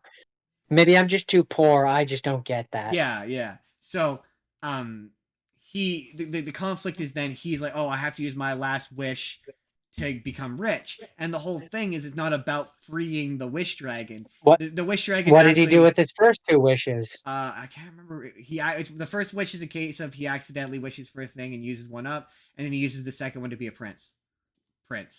This, and so basically the dragon essentially becomes his like servant and like makes him cars and gives him clothes and like makes him look like he's wealthy. Basically. So okay, so this really is just Aladdin. Yeah, it's Aladdin. It's Aladdin, but it takes place in China. Yeah. Straight up, it's an adaptation of Aladdin. I wasn't being facetious. It's literally Aladdin. Okay. It's pretty good. But there's slight differences. So with the dragon, he actually wants to grant wishes because in order to get into heaven, he has to grant a certain amount of wishes. So he's trying to push Din to wish for stuff so he can get into heaven. And so then at the end, the conflict becomes Din, or the dragon. It starts off he's like, whatever, it's another master. I don't really care. I'm a dick. And the whole thing is he becomes friends with Din obviously as the movie goes on. Same deal with the genie. And at the end, Din's like, you get what you want, right? You get to grant your wish, and you get to go to heaven, and I get to be super rich. And then the dragon obviously has a crisis of consciousness, and he's like, is this what you want? I'll do it. I have no issue doing it. But is this what you want? It's not going to make you happy. I actually was a rich king. I wasn't happy. I've discovered that what makes you happy is being decent and having friends and having people like you. Like that's way more valuable than some gold. Um, and then the Jafar shows up and there's a big fight scene. But I thought it's interesting. It's an interesting enough twist on the Aladdin story. And it's fun. It's a fun movie. It's cute. It's totally worth checking out. This is my soft pitch to convince you to watch it. This is one of those ones I think you, Jordan, my co-host, will enjoy in your off time. It's nice and short. It's honestly it's pretty good. It's pretty fun. Okay, I just might have to do that. Yeah, as someone who enjoys Aladdin and likes the Aladdin story in its various incarnations, it's a pretty fun one. It's better than Kazam. I do. Most things are. Yeah. Okay. Real quick aside. One of my favorite Facebook memories that always pops up is this Facebook status where I said there's always that point when you're watching Kazam when you realize it's just shitty Aladdin. It makes me laugh every year. It pops up. I'm like, God, I'm clever. I'm so funny sometimes. I eat my own ass. Accurate. Anyway, that was Wish Dragon. Accurate. What is your next rapid fire? That was my last rapid fire. That was my last rapid fire. Oh, That's my I have final two more. Oh, do you have okay? So let's do this fun. Which one do you feel stronger about? Or I think I might have lost Jordan. No, I'm just thinking. Or do you want to give me the choice? Maybe that'll be more fun. Yeah, I'll give you the choice. Sure. It's either Looney Tunes back in don't action. tell me. Okay. Never mind. I was gonna say don't tell me what they are. Just give me the idea of what they are, but don't actually tell me the names. But you already say for the other one. What's the other one? Don't tell me. No. Here's what I'll do: A or B. I want to know something about each of them to make a choice. So give me two things about each of them, but keep it vague. Looney Tunes or House Arrest? Looney Tunes. I knew it was going to be Looney Tunes. I want to talk about Looney Tunes back in action. I love that movie. But just for fun, what was the other one? So, Disturbia. Oh yeah, definitely Looney Tunes. Although real quick factoid about Disturbia, really quick. I'm gonna do my own rapid fire, even though I didn't watch it. That movie, in terms of having seen Rear Window, it's better than Rear Window. It doesn't feature Shia LaBeouf making out with an uncomfortably younger woman. Anyway, that's all I will say. It's a halfway decent adaptation, or I guess reimagining of Rear Window. Yeah, I like it. Anyway, Looney Tunes back in action. I love the joke where Brendan Fraser's character is like, yeah, I was the stuntman for Brendan Fraser in The Mummies. I know. But he got me fired because he's an asshole. I love how he, funny. Punches him at the end. That was really funny. That was genuinely funny. Yeah. There's a lot of great as a kid watching that movie, I had never watched Doctor Who. So I didn't realize that they have not like a parody of a Dalek, but a literal Dalek in that movie, to the point where it's like exterminate. Doesn't it also have, correct me if I'm wrong, but doesn't it also have the Martians from Mars Attacks in there as well? I feel like. I think so. I believe it does. As well. Yeah. It's in the scene where they're in Area 52, and Marvin the Martian is there, and you've got like a bunch of different alien joke stereotypes, and yeah, one of them is a Dalek from Doctor Who. Is that also the one where Bugs Bunny's like where they say something and Bugs Bunny's like, yeah, but for the audience they've been staring at an elephant's behind for the last 5 minutes, or is that George of the Jungle? That might have been George of the Jungle. I believe that's this one where when they're following what you think is Granny and Tweety Bird. Yeah. And they're on the elephants. Or there's there's a lot of funny jokes. I love Steve Martin as the bad guy. Acme. I love how Acme's the bad guy. Yeah. I love when the director chick and Bugs Bunny are in the restaurant or whatever, and you see all the different characters like Scooby Doo and Shaggy and all them. That joke is funny to me. That joke is so funny to me because it's the irony of Scooby Doo of people hating Matthew Lillard as Shaggy so much when that movie came out. That scene happens where you have Scooby Doo and Shaggy literally threatening to kill him over how bad the performance was, and now he's so synonymous with Shaggy that you couldn't people love him as that character. It became a meme. Like Alter Instinct Shaggy is now canonically exists because of Matthew Lillard. So he's so intertwined with that character. Like there's an entire generation of kids who only know Shaggy as that character. For however much we know Casey Kasem as Shaggy, or Scott Innes. That's the Shaggy we know. I know it's either Scott Innes or Billy West. That's the one from Zombie Island. That's our Shaggy. That's the Shaggy we know the most. Is the one from that movie. That and the original. But for an entire generation, it's Matthew Lillard, and that makes that scene in Looney Tunes Back in Action where even Shaggy himself hated the performance. So it's just so it's so funny. It's so funny that's. And there's a lot to love about that movie. Yeah, the worst thing about that movie. It's definitely got a lot of like breaking the fourth wall, it's like so when good. they're in the middle of the desert and they see the Mirage and it's a Walmart and it's like. Bugs says, like, did they pay you to be in this movie? And they, like, point blank look at the camera and are like, yeah, it's full-on product placement. Like, so good. Man. Something to that effect. I'm paraphrasing, of course, but yeah, something to that effect anyway. The worst thing about Looney Tunes Back in Action, genuinely, the worst thing about that movie is that it bombed. Because it killed Looney Tunes movies for, all time, because that's the reason why that Acme versus Coyote movie they won't put out. Coyote versus Acme movie they won't put that out. It's the reason why they haven't tried, why Looney Tunes movies haven't managed to make it to theaters for a decade at this point, because that movie bombed. Yeah, it's a shame, because I liked that movie when we watched it. We watched that movie in theaters. I liked it at the time, and I still like it now. I think it's better than Space Jam. I would go so far as to say I would argue that the other part of the reason why Looney Tune movies haven't really been a thing is because of Space Jams 2. Funny you say Space Jams, because of Space Jams 2. Yeah, but Space Jam 2 took so long to happen. Because Space Jam 2 was going to happen. It was originally going to be called Skate Jam.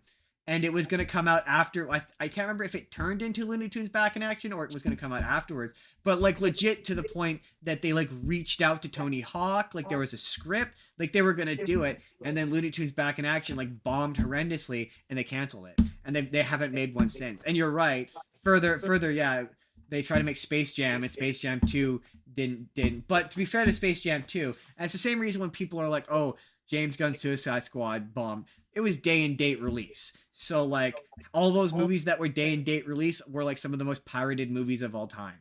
So the fact that it made any money is admirable, in spite of its quality. I think if that movie came out clean, it would have, and there was no pandemic fuckery, that movie would have made shit tons of money on brand recognition alone. That Space Jam nostalgia is powerful, and it just it had a lot of factors working against it. It being bad, a movie because the first Space Jam isn't good, and that movie was a massive success. So I say that as a lover of nostalgia. Yeah, the original Space Jam is not a good movie.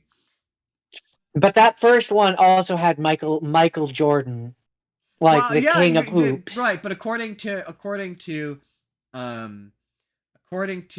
comments I got when I did my Space Jam review when that movie came out, amongst contemporary basketball fans and kids today, LeBron is apparently just as big. I asked that question, and I had a few comments that said he in terms of recognizability right now, he's just as big. I don't necessarily believe that, but apparently he is. But also, I don't believe I don't think he is now. I think maybe a couple years ago, he was. Michael Jordan, like, sure, maybe LeBron James is big among basketball people. Michael Jordan was so big that people who I didn't know basketball, and I knew who Michael Jordan and the Raptors were. Yes, but also I would argue that Raptors, yeah, Or I mean that's. the Bulls, the Bulls rather, not the But Raptors. to be fair, I would make the argument. I would make the case that no, the only reason why we knew who Michael Jordan was because of Space Jam, and the only reason why we saw Space Jam is because of Looney Tunes. So I would say that we only knew who he was because. Hey, not just the movie, but also the cartoons which spawned the movie, or the Yes, commercials the that commercials that spawned the spawned the movie. movie. Yes, I would argue that that's the only reason why you know who Michael Jordan is. I wouldn't say you would know him organically otherwise. But that's who knows. You know, hindsight is 2020, as they say. Anything else to say about shit? We got the Space Jam. Looney Tunes back in action. Back in action. That's how we got the Space Jam. Yes. Is that all you had to say about Looney? That is a criminally underrated movie that more people needed to see when it came out, and not enough people have seen now. I think it's better than Space Jam. Like, I think it's better than the original Space Jam. I certainly think it's more ambitious. I like it. That's my final thoughts. I enjoy it. Also, Steve Martin, very funny. Everyone's very funny. Like the scene where it turns out that he's just Granny. That him and Taz are Granny and Tweety in disguise. Very funny. And then he goes through the different costumes. He's like, I'm actually your father. It's like, and I'm actually Michael. And he does it. He undoes it. And it's Michael Jordan. Is like, let's play some like it's obviously a stock footage from Space Jam where he's like, let's practice some hoops. Yeah. Although I would have been down to see Skate Jam. I don't know how narratively you would have explained the Looney Tunes skating, but who can, like the thing is, I saw this pop up and I think we talked about it, but I tried to. They say it released theatrically, but that Porky Pig, there's a Porky Pig Daffy movie that I think I showed you the trailer of, and it looks fun. But it says it released theatrically, and I haven't seen it anywhere. Like I looked for showtimes because I was like, I'm gonna go watch this in theaters. I want to support Looney Tunes in theaters because I want more Looney Tunes movies. Because movies like this make me go, yeah, we need more Looney Tunes movies. I agree. I've even kind of come around on that Looney that Looney Tunes show where they're domestic. There's some legitimately funny jokes. You quote some of them all the time. Like there's a Porky Pig clip I think I sent you, where he's like where he's ranting about having to go to work or something about working. And he's yelling at Don or at Daffy. Oh, I can't remember. I sent it to you, and it was like you're like accurate, but no, it's a genuinely funny show. I will acknowledge it is funny. I've seen some funny stuff with it. I definitely think it works better than the Mickey Mouse one. Yes, where he looks awful. Absolutely. In terms of, and also I think it, as much as I like that they did one where it was like old school Looney Tune cartoons by way of Ren and Stimpy. I think I've sent you clips of it where it's like really weird and gross. Yeah. Like there's like that one where it's like the guy's breaking all of Bugs Bunny's bones and it's awful. I get the intent with that is to like bring it back to the original spirit, but the thing about old school Looney Tunes is like, yeah, it's violent and it's way more violent than you remember, but like it wasn't grotesque. It wasn't violent in a way that was grotesque. No, those newer it was cartoons, violent in a cartoony way. Yeah, I do kind of agree. Somebody said that the domestic version is a much better modernization of those characters. Like that's a more like modern realization of what the original intent with those characters was than the really weird, gross, like Bugs Bunny is with people cartoons. Here's what I'll say about that. On the one hand, yes, I definitely agree that it is better than the gross ones. But my issue with those domestic ones isn't so much an issue in and of itself, because some of them are funny and I like some of the scenes from it. My issue with those is that they kind of stop feeling like Looney Tunes and feel more like the Muppets. Yeah, you're right. Yeah, okay. Like because I that's another thing that's underrated is that which isn't a bad thing. Like I love the Muppets, but when I'm looking at the Looney Tunes, I'm not looking to watch the Muppets. Yeah, I do get what you mean. But I mean, the Muppets. It's funny, like that Muppet show, the ABC Muppet show, where it's the Muppets, but it's The Office. That show is criminally underrated. Like that show is really good. Like it's so criminally, it's so funny. There's some like there's the episode where it's I'm guessing you don't remember that one. I remember it. I just don't remember Oh, there's specifics, so but many. I'm There's the aware one of it. where it's Kermit where Fozzie's great. I just don't think he's ready to like be on his own, and it's just Fozzie with like the rubber band. He snaps it in his face. Ow! Or Fozzie's dating I a mean, the girl, one the and he's one like that he's I literally a yeah bear. that that I remember. Like he's in the car. He's like, when you put that you're in that you're a bear looking for a relationship, you get some very odd, like some very specific kind of people. Or my personal favorite, and I still get notifications on a comment I left on a clip of it to this day. But it's where they all go on the karaoke party, and they all come into work like like super just hungover, and I think it's Beaker goes me, and Dr. Bunsen says something to the effect of what happens outside of work stays outside of work, and it's like, is the implication that they fucked? I'm like, I'm not against it. It's believable, but I'm just saying your coworkers, maybe not. Like they're consenting adults, I mean, do what you will, but like maybe not. I'm not gonna comment on the relationships that Muppets may or may not have. But what I will say is Kermit and Miss Piggy have been very happy together for years. So clearly the Muppets are No, doing something right. that's the whole premise of that show is they break up. They've I've broken up. lost you. Oh god. You're gone. Wait. Give it a He went to second. a better place. Give it a second. Give it a second. Am I back now? I don't know why this episode's being particularly chuggy. Oh, there he is. He's back. I don't understand. It's weird because according to me, I got full internet access, so I don't know why. Yeah, I've got max bars. So I don't know why. I don't know if it's a Discord thing. I mean, I don't know what it you might is. need to the stick that's on the back of the computer, which picks up the internet, might need to be adjusted. I what's weird, like, it doesn't chug for me. Like for me, you just all of a sudden stop talking to me and you're like, hello? Hello? And that's what it's gonna look like on the stream. Just mid sentence, you just all of a sudden go, hello? It's so weird. It like it doesn't indicate that I've For me, it's you disappear. It goes to being your profile picture. It shows one bar, and I don't hear anything from you.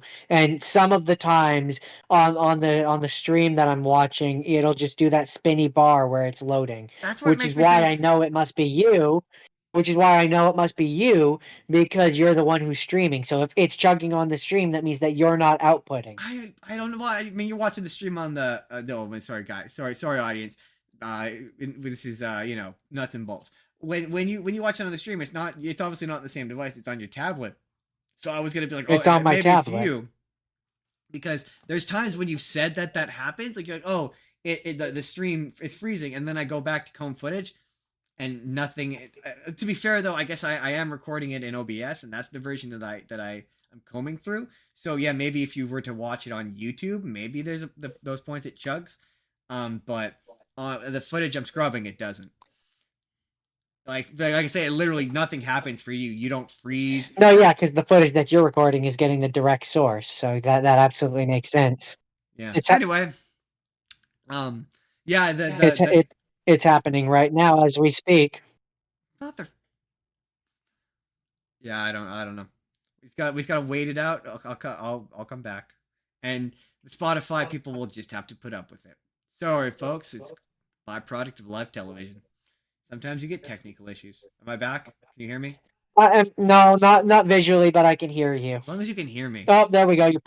As soon as I said that, your picture just popped back on. The Muppets. Back to the Muppets.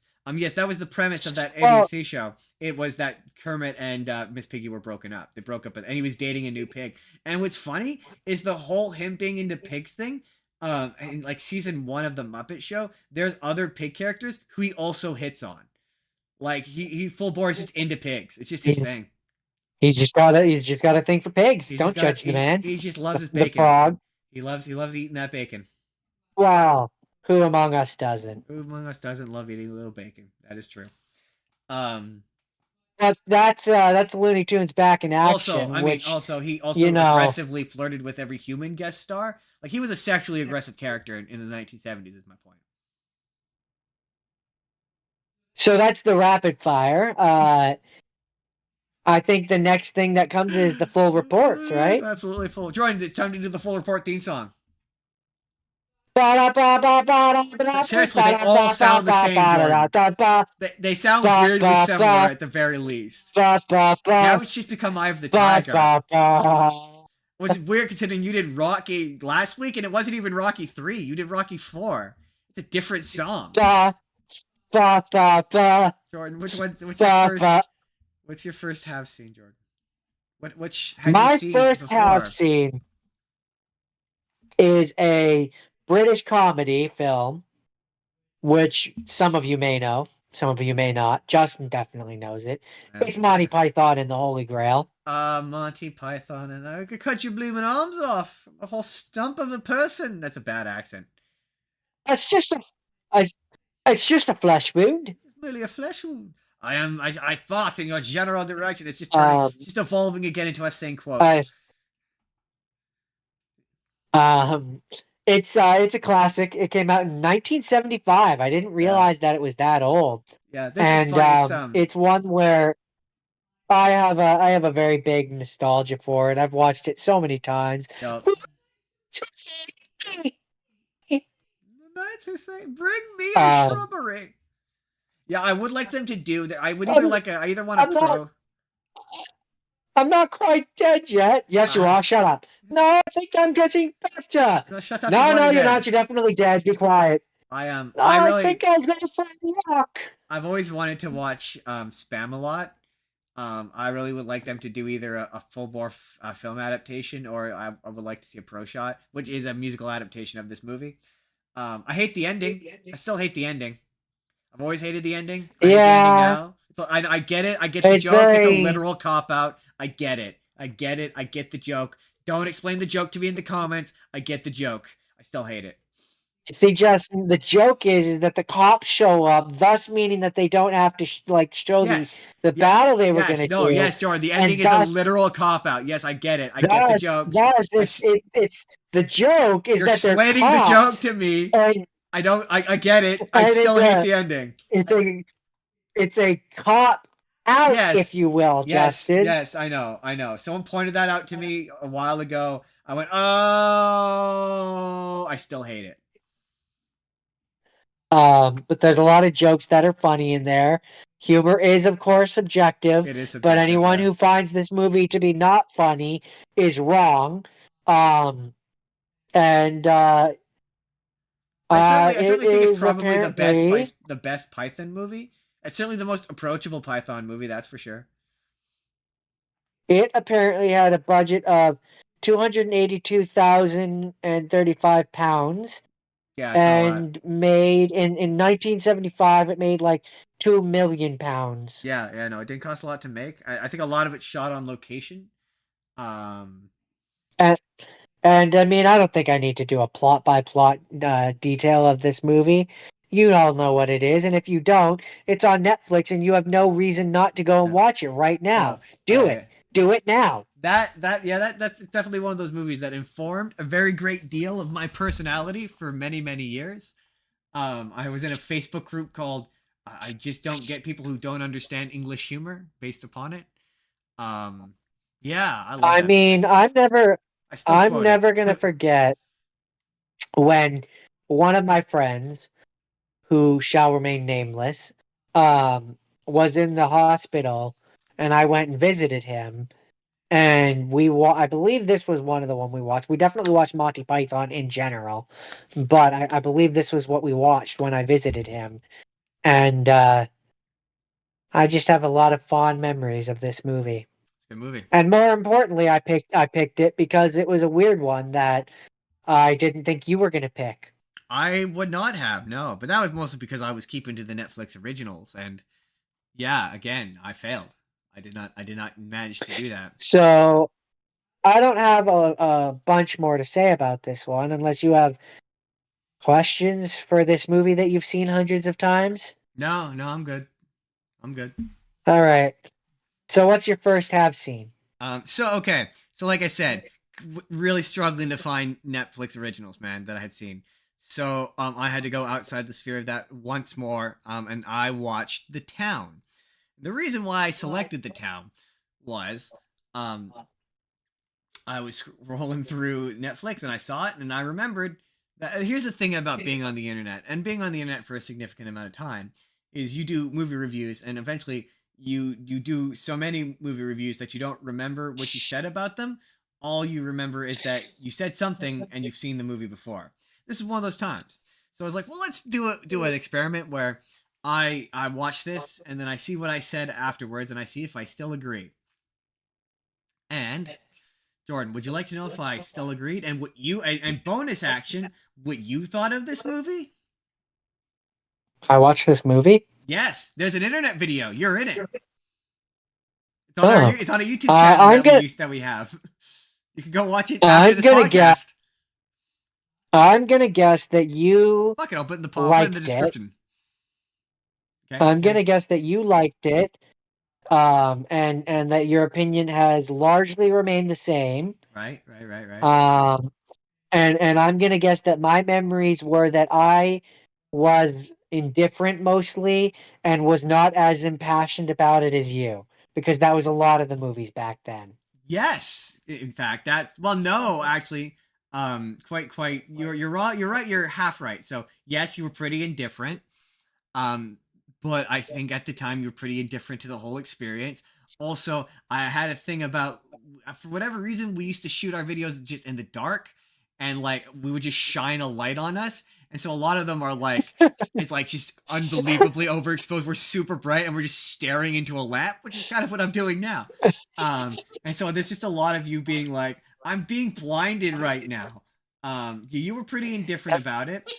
I did not care for it. My exact words were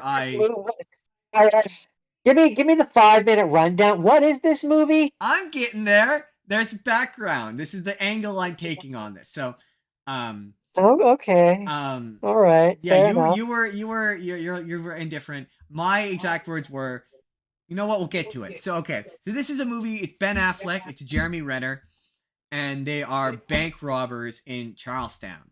I'm a Boston sub area or something. And the whole premise is they're bank robbers. They rob a bank, and they take the bank manager hostage. And Ben Affleck falls in love with her, and simultaneously John Hamm is there, and he's investigating them, and it's basically about their life as bank robbers. Jeremy Renner is like, they're like childhood friends, and Jeremy Renner has recently gotten out of jail, and he keeps pushing Ben Affleck to do more and more like crime, like bank robberies, even though like there's a lot of heat on them, and Ben Affleck is like trying to get out of the life. Yeah. And I watched this. Yeah. There's a video of it. I'll put in the link of this video. I'll link it in the description of this video. And our thing was no memory. Here's what I'm gonna say. Okay. A lot of times I watch those videos and I go, yeah, man, I had bad opinions back then, or I'm not articulating myself well, or man, I would love to sit there and tell myself how wrong I am, because I was very wrong. Because it's a good movie, and it's like a lot of my shit was like, oh, they don't explain anything, because I needed everything spoon fed to me back then. So like they don't explain anything, everything is underexplained, or we couldn't understand the accent because they have a really thick. I don't know how else to describe it other than Boston, a really thick Boston accent. And so we were having trouble understanding them. That was a big thing. So there was a lot of plot points where like we couldn't, like, there's a plot point involving Ben Affleck's mother who disappeared, and we were like, we couldn't understand what happened to her. And they very clearly say what happened to her in this movie. There's a big Irish mob boss guy who's basically controlling all of them, and he was like, we were like, he said, I castrated your daddy. I castrated your daddy into doing what I want. I got your mom hooked on the drugs and she became an addict. He's Irish. That's a bad Irish accent. And we couldn't understand what he was saying. So we were like, yeah, so he castrated the dad. And it's like, no, Justin, no, you dumb idiot. He wasn't saying he literally castrated the dad. He was being metaphorical. He metaphorically castrated the dad by getting the mom addicted to drugs that he was providing her, and he controlled the dad that way. So what he was saying was, I had your dad by the balls, like, an allegory. um and it's like, it's like all the that makes issues a I lot of had, sense. the movie says them. Like every question I had, I was like, Justin, if you paid attention to the movie answers all of your questions, my guy. Like, you really are bad at this. Like, it was just really funny.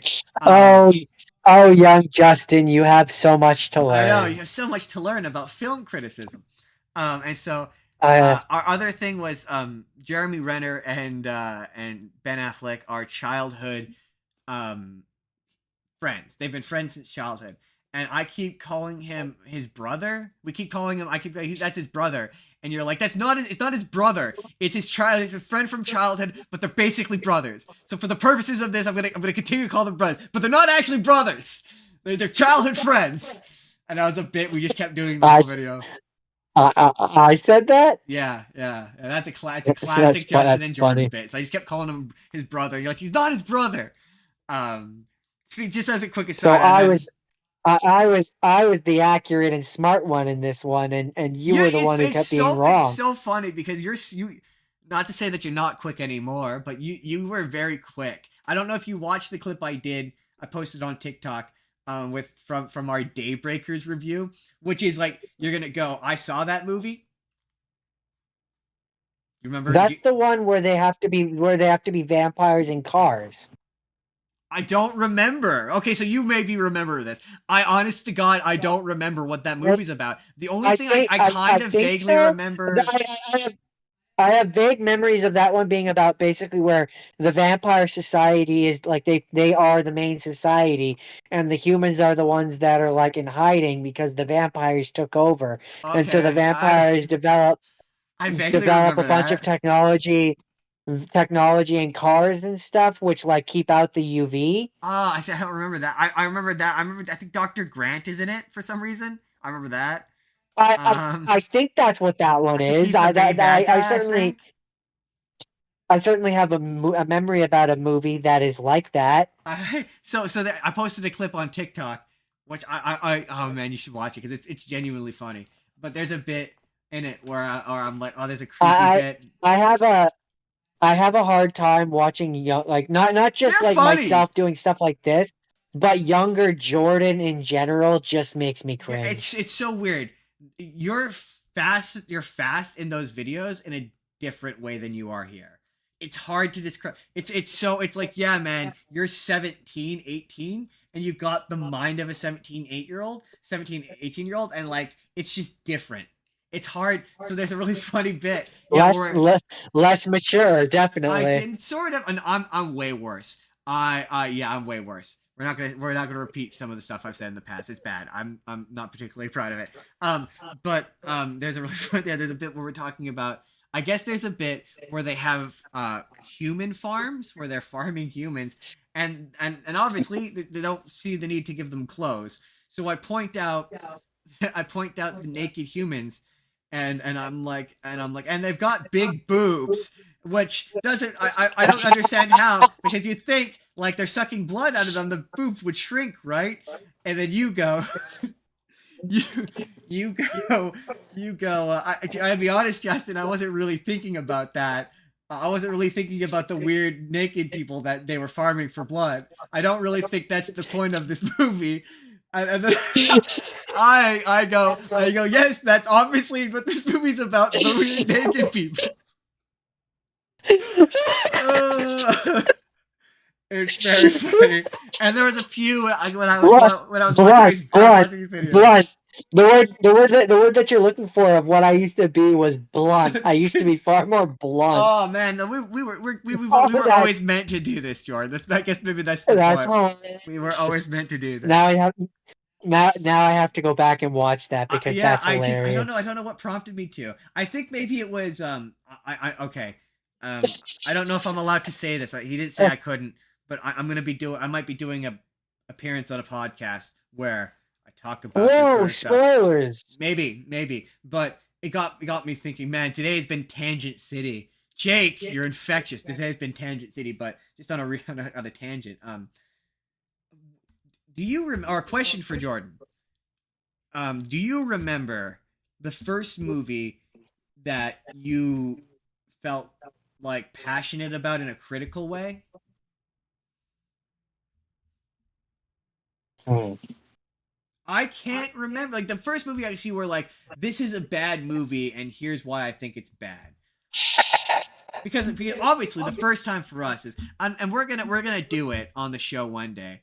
I want to do like an The origin first story one, episode, but for us our first experience of doing a movie review is when we reviewed Dragon Ball Evolution. That's the very first video of us doing a yeah, movie review, and I don't know that's what prompted definitely that. one. That's definitely one that I remember. The other one that comes to mind is Buried. That was another big one. That's after Um, Dragon Ball. That's after Dragon Ball Evolution. for you, I know that there was a period there where you were very passionate about Spider-Man 2. Yeah, that's after. Yeah, Is that after? that's after. Yeah, that's when I started to get into like the nostalgia critic and like those Then guys. I guess it then I'm must be guessing Dragon it Ball must Evolution. be Dragon Ball I Evolution. just hated that movie so much that it pushed me into like being critical. But what prompted us to get on camera? I mean, I can't speak to what prompted us to get on camera, but what I can say is at that point you were watching a lot of like Nostalgia Critic, Angry Video Game Nerd, Yeah, Confused Matthew in particular. Confused Matthew. Yeah, Um, definitely was a major influence in my decision to want like to. that I wanted to be that them. that style. And so I know there was a period where you made one where we did the Justin Jordan picks to try and get on Oh yeah, yeah. That I remember. the But other guys. the Dragon Ball Evolution review. The Dragon I was Ball thinking about this. I was like, what prompted us to like get on camera and do it? Who are we doing it for? I mean I'm guessing we wanted to just talk about it and have an audience maybe. Like Like I don't know. eventually we did the one where we ate a shit. We had like a shit ton of like Coca-Cola and candy, and we were like high on sugar, and we came home, and we did a really high energy one that a friend who is not really a friend anymore. I haven't spoken to in years. But I used to work with him, and he loved us. He like would comment on all of our stuff, and he said we were hilarious, and we would get I mean, I comments. We guess got all maybe sorts of comments telling us how funny we were. Um, I guess that's not me maybe being the part of narcissistic. the They're thing that real. They exist. I guess maybe part of the reason the thing that made I know how us it slash continued. you I just don't know what because started.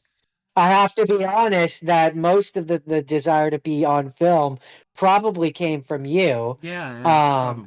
And I mean, and you then probably knowing how I was then and knowing what like the influence you can have on me, you probably appeal to my narcissistic side that likes to have attention and Yes. called back to our days doing the Scott and Jordan show and the thrill that gave me Yeah. Yeah. and we're like maybe we could do it and that's the only thing I can think of. I don't know. I've been thinking about that because I'm like I'm probably gonna be asked that eventually, and I don't know where it began. Like I know where it began in terms of it's like archived. It's where it's archived. I just don't know where it began Well, for us from like some would wanting to argue like tell people about how much we hated that movie. I hated that movie. I still hate that some would movie. some would argue that our performative desires started from childhood when we attempted to make the Spurr movie. Yeah, that is true. We did attempt that. Yeah. No, yeah, So like we've always had a desire to be in front of the camera in some capacity. yeah, I suppose that's true. Yeah. But that's yeah. That But that exists. that's I don't know if you could find that one. That one exists on my Facebook. I don't know if it ever made it to YouTube. It looks like shit. But there's only one review. There's one review I'm ashamed of. And I'm almost tempted one day of doing it on this show and like copying to why I'm ashamed of it. I will not delete it. I will not delete it. If anyone ever somehow manages to find it and I get canceled for it, just know that I was like 19 and I thought I was funny. That's all I will say. I wasn't always Oh, funny. I mean, I'm ashamed of most of them. No, man, a lot of them are good. Like genuinely, a lot of them are good. We eh. were the thing about us is we were always ahead of the curve when it came to stuff, and then we just gave up, and then other people got successful doing it, but we were doing it first. So like the us sitting in front of the webcam and just doing this, people weren't really doing that. Um, Reviews in cars, like we did a couple of our reviews in the car. People weren't doing that, and then like midnight screening, two people in a car doing movie reviews became super popular. And I'm like, man, we were doing that like 10 years ago, and like 10 people watched us. Like if we had kept at it, we could be anyway. I digress. That was a weird tangent. Well, we're there. We're there now. This has been my my essay on how I guess the whole thesis of this is less about the town, which is a pretty good movie, and more about how your ability to critique and your opinions evolve and change, and how it turns out when you watch hundreds of movies, you become smarter. And also, I've had a lot of influences when it comes to learning about film on YouTube. School of YouTube, ladies and gentlemen. Google and YouTube are free, and you will learn a lot. Save yourself the money on on a film school education. Watch YouTube videos instead. Jordan, what's your next one? What's your last had seen? My last have seen is not what it was originally going to be because we picked the same one. We did. But we did. The one that I am now going to talk to you about is a little movie called Law Abiding Citizen. That movie's good. Came out in 2009, the year that I graduated from high school. Yes, it did. It's not related to the movie. It's just a fun fact. Fun fact about that movie. I would argue that this movie is Gerard Butler's best movie. I cannot think. I mean, someone may say that it's 300. I can't say. I don't like 300. No, they're wrong. I've seen 300. I've seen this. This is better than 300. I think it's pretty. And I don't care what come at me, anyone who wants to. But no, this is Gerard Butler's best movie. I do think it's interesting. Fun fact is that originally he was going to be the good guy and Jamie Foxx was going to be the bad guy, and they switched roles. I mean, I think it would have been. I think I'm always like this movie different. I wouldn't say better or worse. So, it's different. So here's the thing: good, bad, it's all subjective. I would argue Gerard Butler isn't a villain. I mean, yeah, that argument could certainly be made. He's trying to take down a corrupt system with corrupt people that aren't doing their jobs. Is murder bad objectively? Yes, sure. But when history is written... Sorry. I thought you were going to be like, is murder bad? Maybe. And I was going to be like, whoa, I do not stand by that. I do not stand by that. No. Murder is definitely objectively bad. You're right, Jordan. That's a hard stance to take. Here at the Spur of the Moment podcast, we are like, murder is objectively bad. Murder is objectively bad. No one here can disagree with that. Hardline stance.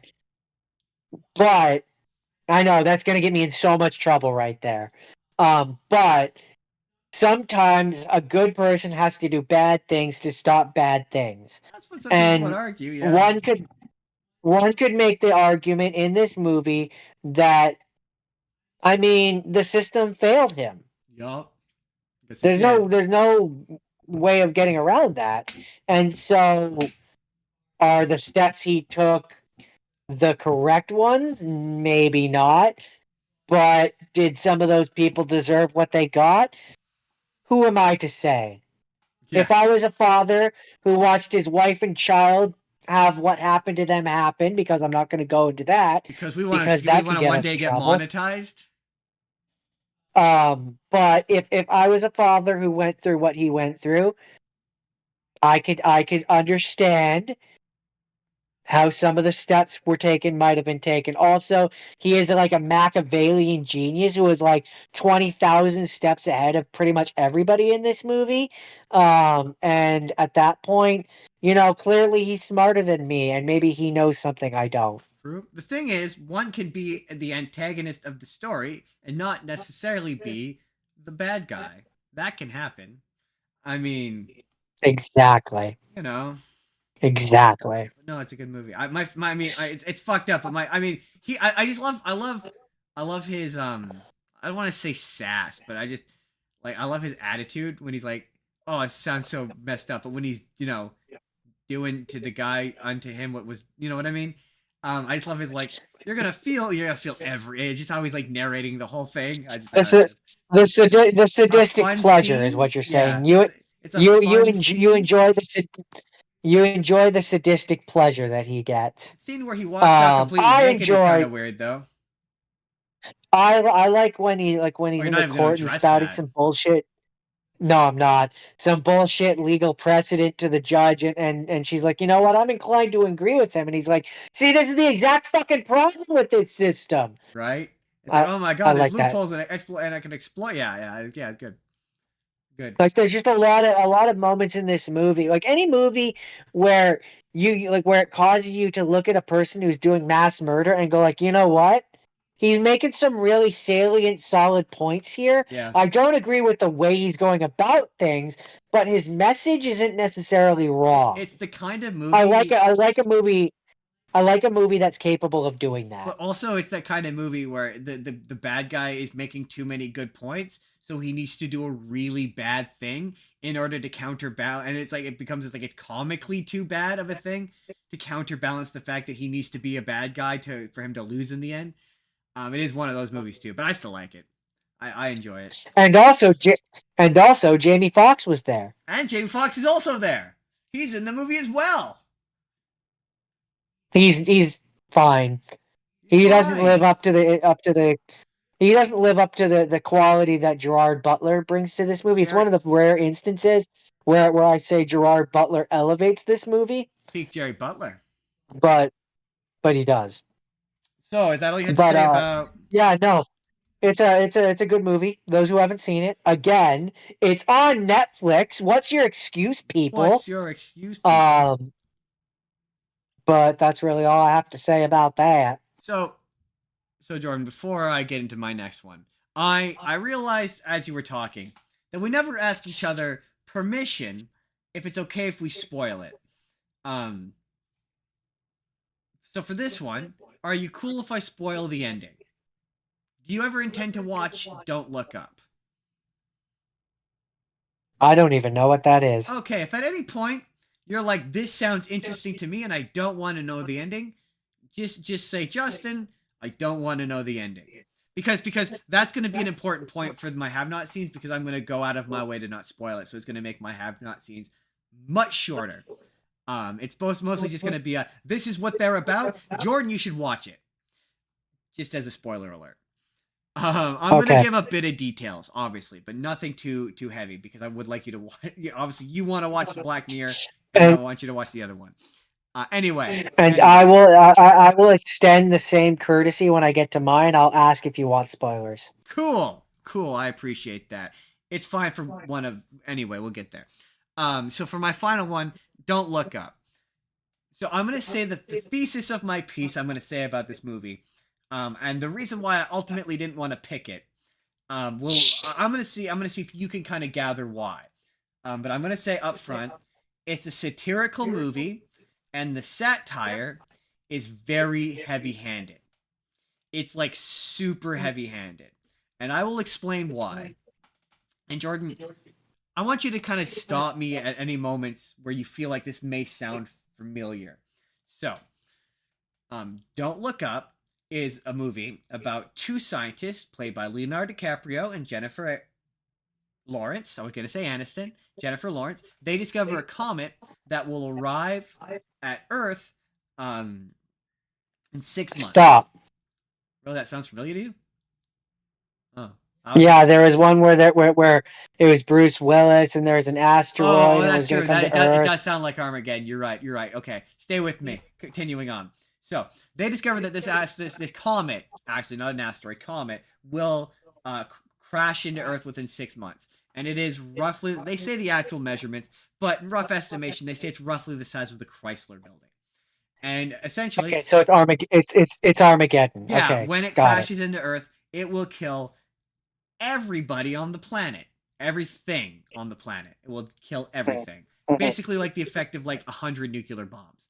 And so Yeah, um, Armageddon. I've seen so Armageddon. Leonardo DiCaprio and Jennifer Lawrence go up the various chains of commands and go to the government.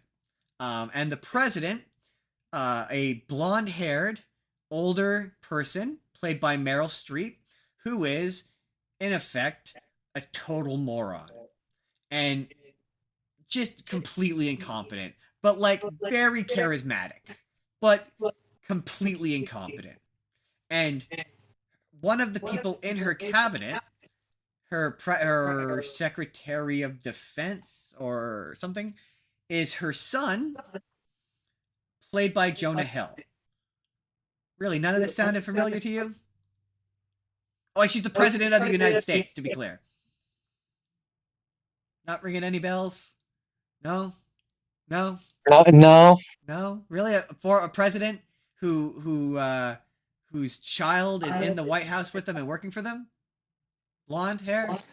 A moron? I mean, are we saying in relation to real life? Yes, Because yes, if yes. that's the case, This is satire. This is Oh. a satire. It's a satire. Oh, okay. Sure. Yes, it does. Yeah. Sorry. One thing that I do need to tell you is my phone is at 15%. Oh no. Oh no. Okay. Okay. Shit. So we have two options here. One, we bull rush through 4 movies, or I stop using my microphone and headphones and plug my phone in. Yeah. Okay. Yeah. We're gonna have to unplug. We're gonna have to plug the phone in and switch to. And we'll use my Bluetooth headphones. Yeah, and Jordan's audio is gonna take kind of a dip. We're doing this later in the day. This is why this is happening. Dang it, Jordan! You should have had your phone plugged in all morning. That's okay. I didn't think of that either. I don't think you can hear me. I'm just gonna vamp. I was implying it sounds like Donald Trump. If for those of you who are a little slower at home, while we wait for Jordan to click back in here. He'll obviously tell me when he can hear me. I can hear you now. Oh man, that audio quality took a dip. Oh well. Well, I'm sorry, but this is what happens. Yeah, it's what happens when we do it later in the day. Don't worry, that won't be a problem next week. But it's okay. It's just it's for what is gonna probably be 30 to 40 minutes of one episode. Y'all can suck it up. Just talk to me though, Jordan, just so I know what you sound like. I sound like this. Oh yeah, you sound hollow and pingy. Man, that Yeti mic sure is an upgrade, isn't it?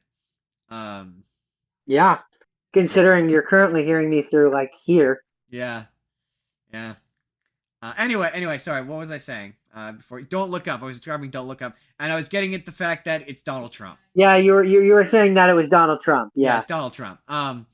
And so they go to them, and they're basically like, we don't care. Effectively, they don't care. And so the decision is made to take it to the media. Oh, we need to leak this to the media, and then they'll care. And so they take it to what is like in effect, I don't know how else to describe it other than like a morning, like like Good Morning America kind of like a morning show, like global news. They had like that 4 hour, with one of those. Yeah. And they go on there. I know what you're talking about. And they're basically like a Kelly Clarkson show. Kind of, yeah, sort of, but yeah, sort of, yeah, kind of, not really, kind of, but kind of. For the purposes of this, it's easier for it to be that. But they bring on what is in effect an Ariana Grande. It's Ariana Grande, but she's playing another character, but it's just Ariana Grande, and they bring her on first. And she does this whole show about getting back together with this celebrity boyfriend. And so everyone's really into that. And then they go on next, and they're told as they're about to go on, the hosts love it when they bring on fun science guests who like are there to present fun science stuff. and Jennifer Lawrence and Leonardo DiCaprio are like, do they like not know why we're here? Like, because they're there obviously to tell everyone that you're all gonna die in 6 months. They're like, this is not a fun topic. Like, and so they go on and they keep trying to like say what's we found this comet and it's gonna hit Earth and whatever. And they're all trying to make it fun or whatever. They're all trying to be fun and chipper. And Jennifer Lawrence freaks out and is like, "Oh my god, we're all gonna fucking die. Do none of you care? Like, do none of you care about this?"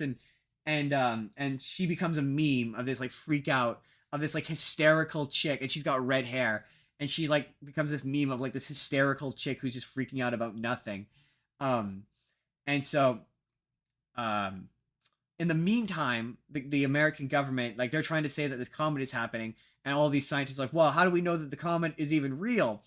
And Leonardo DiCaprio is like, no, the comet is very real. We have, like, there's all sorts of science has backed this up. All sorts of scientists have seen the data. They've looked at the data. Like, they've all confirmed it. They've all corroborated it. It's happening. It's coming. It's coming. We need to do something about this now. And NASA, the head of NASA, is like, and stop me when this sounds familiar again. It's like, no, it's not actually happening. And it's revealed that the head of NASA isn't actually a scientist, but rather a donor to the president and a donor of this rich billionaire who will become important later. Stop. She's immensely unqualified to run the department that she's been put in charge of. Oh boy, does that just sound like most of American politics? Right? And so, she's like, no, it's all fake. We've had our scientists look at it. It's all fake. It's not real. And so then the president gets into a huge scandal where it's revealed that they were either sending nudes or sleeping with their pick. A porn star? No, with their pick for Supreme Court. And so there's this massive scandal. And so in order to hide the scandal, she decides that she's now going to acknowledge that the comet is real and that it's something that they need to deal with. And Jonah Hill's the whole time just being a dick and a moron, and he's Eric Trump. He's either Eric Trump or he's Don Jr. He's one of them. So they ultimately decide that what they're gonna do is they're gonna launch a bunch of nukes at the asteroid, and that will push the asteroid out of the way so it won't hit Earth. This is now the plan. And all the humans have come together and they've created this plan. It looks like it has an 80% chance of success. It's going to work. And in the meantime, they've introduced a billionaire, like a super billionaire, who is like a scientist type guy who's like smart. And his name is Ronald Rump. No. No, you'll hold on. Let me finish my description. He's super smart, and he's creating different technology. And he created a spaceship to go into space. And he's created a phone. He's presented as sort of an amalgamation of Elon Musk. He's more similar. I don't think you know who Richard Branson is. But he's the guy who's like in charge of Virgin Mobile, long hair, like bleach white smile. He's more Richard Branson, but with like Elon Musk. So like he initially creates a phone that's supposed to like detect how happy you are, but all it really does is just like send you a video of a cat and a dog, and that's it. It's not really good at judging emotion. So he becomes involved because he's supporting the president financially, and he's like, oh, it turns out that the asteroid has all these Earth-saving metals, all these rare Earth metals, and they can't use the nukes to blow it up because if they do, they won't be able to get the minerals and basically profit off of this asteroid. So he convinces them to abort the mission as it's about to happen. Also, there's this running thing throughout it where everyone just keeps denying that the asteroid exists. They're like, it's not real. It's not real. It's not real. The asteroid. Well, that just sounds like bad, or it won't be as bad as that just sounds like real life, right? And so, I know we don't like summarizing, but I have to just to get to my point. So asteroid. I'm just gonna lean back here. I mean, you're making faces at me like you're absolutely invested in this, so you can get all the way off my back because you're absolutely invested in this, so you can shut the fuck up. So, asteroid. Also, from a I'm technical dying. aspect, the more I talk on my Yeti, the more I talk into my Yeti, the less you have to talk into your shitty Bluetooth speakers. Well, so it's funny that you say that. Here's what I was gonna say: is I was gonna actually let you do your second one as well, and then because my phone is getting a charge while we're doing this, so then my phone might get enough of a charge that I can switch back to my good mic do you want to and then then? talk with the good mic. Do you want then to? Um, I can do my haven't scenes real quick. Then you want me to do that? That's what I'm saying. Okay, yeah, okay, I'm yeah. saying I'm saying I'm saying you do both of yours to give my phone as much time to charge as I Then we can can, switch back so over to that the when I Yeti. get to do mine, I can switch to the Yeti. Beautiful. That's a good idea, co-host Jordan. That's a good idea you just had. So okay. So I where do was get I? I do get one every now and then. Oh yeah, It does happen once in a billionaire while. billionaire Elon Musk. So he's presented as he's like, oh yeah, man, it's Well, what the? all this. Wait, can you not hear me? Oh, oh no. Hold on. Come on. So he's a parody of Elon Musk, or at least he's a person on the left. If you're left or if you're a right leaning person, idea of Elon Musk. There we Anyway, go. sorry. I was just Sorry, explaining. it disconnected you from my headphones, and then you were coming out the phone, and I wasn't hearing anything, and I was Oh, like, "Why?" okay. So anyway, so yeah, this guy's like he's basically Elon, or certainly he's the millionaires are actually not very smart. Like he presents himself as like, oh, it's about the future of humanity, and like we can use the minerals from this to like transform our way of life, and so then people become, oh, I'm pro comet, I'm pro, I'm for the jobs that the comet will create, I'm for that. It becomes about that, and so then quite suddenly it becomes everyone's for the comet now, and in the meantime, uh, The, sorry. To be clear, the comet that is going to destroy the planet. and kill literally everybody on it. Yes. They, when you say they're pro comet, Yes, they're pro planet getting destroyed. so well they believe that the Elon Musk can send little robots, highly advanced robots that will drill into the comet and burst it from one gigantic comet into several little comets that then will land not So safely, but Armageddon. like Armageddon, and can be They controlled, but with robots. so in this world,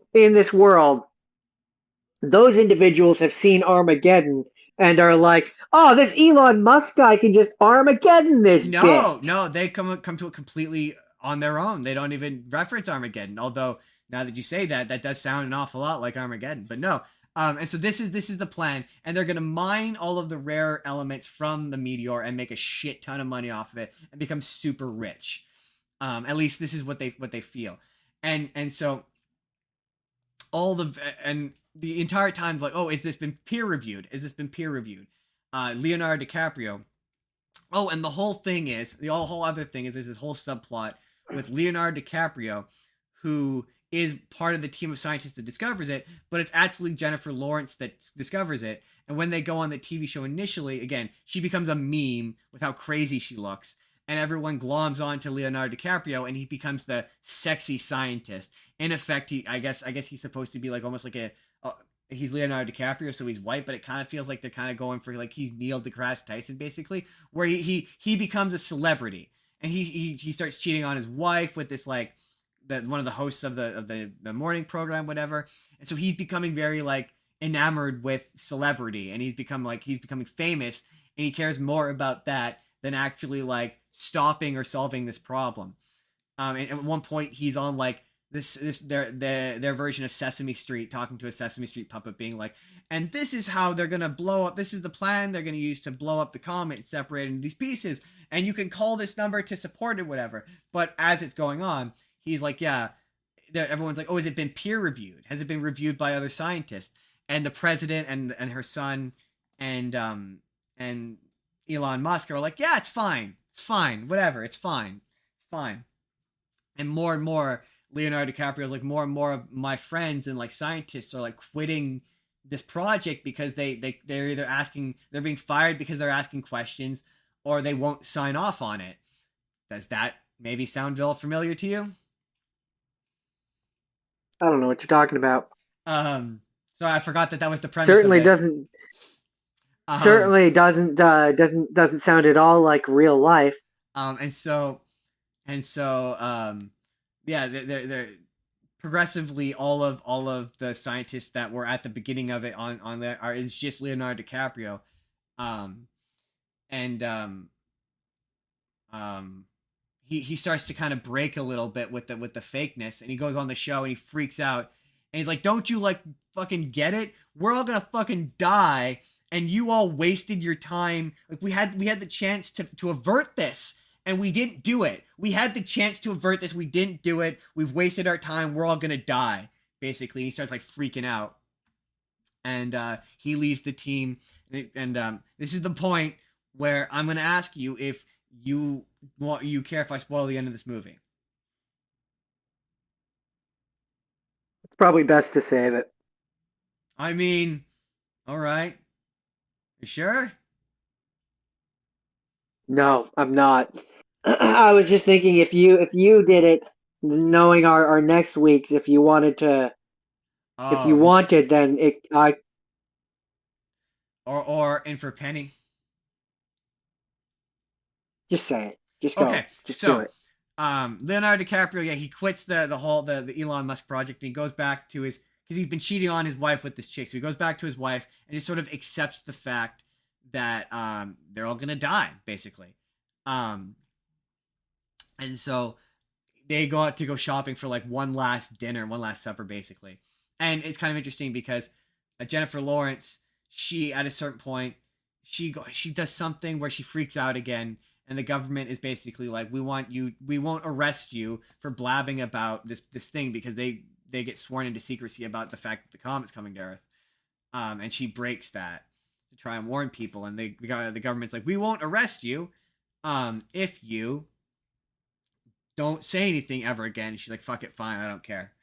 I just want you guys to leave me alone, basically. And so she goes back to like her regular life, and she meets Timothy Chalamet, who is this like skater shoplifter guy who is also secretly into God and is an evangelical Christian and is super religious. And so they all have like a last supper, and like he prays for them or whatever. And Jordan, would you like to know if Elon Musk's plan succeeds? Yes. Yes, I would. Jordan, you better believe it fails spectacularly. And they launch these pods into space, and immediately, like 2 or 3 of them immediately explode upon takeoff, and then like about 2/3 of them make it to the asteroid. More than half of them get like destroyed while trying to connect with that meteor, which is obviously moving very fast, and they didn't calculate for the speed of the thing. And so most of them are destroyed. And like, they assured me that if 24 of these survived, it would still work. And she's like, wow, well, is it still gonna work? He's like, how many are there? And so the implication being that like he presents himself as being smart, but he's actually a very stupid man. Like at one point, Leonardo DiCaprio is like, it feels less like you're looking at this as a scientist and more as a businessman. He's like, what? No, this is all about science. What are you talking about? He's like, he's just like, you're skipping a lot of steps here. And so it doesn't work. They attempt to blow that, and it really all it succeeds in doing is just blowing off a couple of chunks of the asteroid, but it's still coming. And there's a bit where there's a bit where the Elon Musk is like, oh, I have all these guys who can like look at these algorithms who could basically predict exactly what how you're gonna die to like 96%. And he says to Leonardo DiCaprio, oh, you're gonna die alone. And he said, the president's like, oh, I need to know, how do I die? And he's like, you get eaten by I can't remember what the name is, but something like Zorkak or Fleet Flock or something. It's like a weird alien name. Like, you get eaten by that. We don't know what that is yet, but you get eaten by it. And so after Elon Musk's plan fails, it's revealed that they've created a spaceship that they're all they can fit 2,000 people and they can get away. And so they go to run for it, and basically they all sort of slowly start to realize that his plan has failed, because it's the last attempt to stop this asteroid. And he sees that it's failing, and he's like, I need to go to the bathroom. I'll be right back. And he leaves the room, and then the president does the same thing, and Jonah Hill's left standing there like they'll be back. She'll be back. They'll be back. She'll be back. And yeah, they fuck off. They're not coming back. So and then the president phones Leonardo DiCaprio and is like, yeah, we have the spaceship, whatever. And then they all die. Like that's dark. Yeah, it shows the entire planet. The planet dies. There's a really upsetting scene where it's Ariana Grande. Oh, sorry, I left out a major part where eventually it hits the point where they can now see the comet in the sky. It's close enough to Earth, you can now see it in the sky, and they're all like, just look up. Like, if you just look up, you'll literally see it's there. It's coming. Like, at one point he's like, yeah, people keep saying that the comet's doesn't exist. We have pictures of it, for God's sake. We have proof it exists. Like, it exists. It's it is absolutely a thing. It is 100% a thing. That's going to happen. And so there's a point where the government starts saying, don't look up. Like, just show them that they're wrong, that they're lying to you, and don't look up, And so it gets to a certain point where she's doing like one of her rallies, and one of her supporters looks up and can literally, it's close enough now that you can't ignore it. It's there. And so Ariana Grande's character comes back and she sings this big anthem about how you need to look up. And there's a line in it that's really upsetting, where she's like, we really fucked this up, guys. We really fucked it up. We fucked it up so bad, and we can't fix this one. And there's nothing we can do. We fucked it up. And it's like this real power anthem, like one of those songs that's supposed to be inspiring, but the lyrics are so fucking upsetting. And then they all die. They all die except for the spaceship that's basically programmed to find. It puts people in cryostasis. And this is one of I am going to get to my criticisms, which I will make brief, I promise. But yeah, they're in cryostasis, and it turns out they survived, and they arrive on a new planet, and they're all naked for some reason, and they all walk out, and a creature walks up, and the president walks up to it, and it eats her, and the Elon Musk eats her, and she dies, and she's dead now. And one of the people's like, what is that? And Elon Musk is like, it's a floor flap.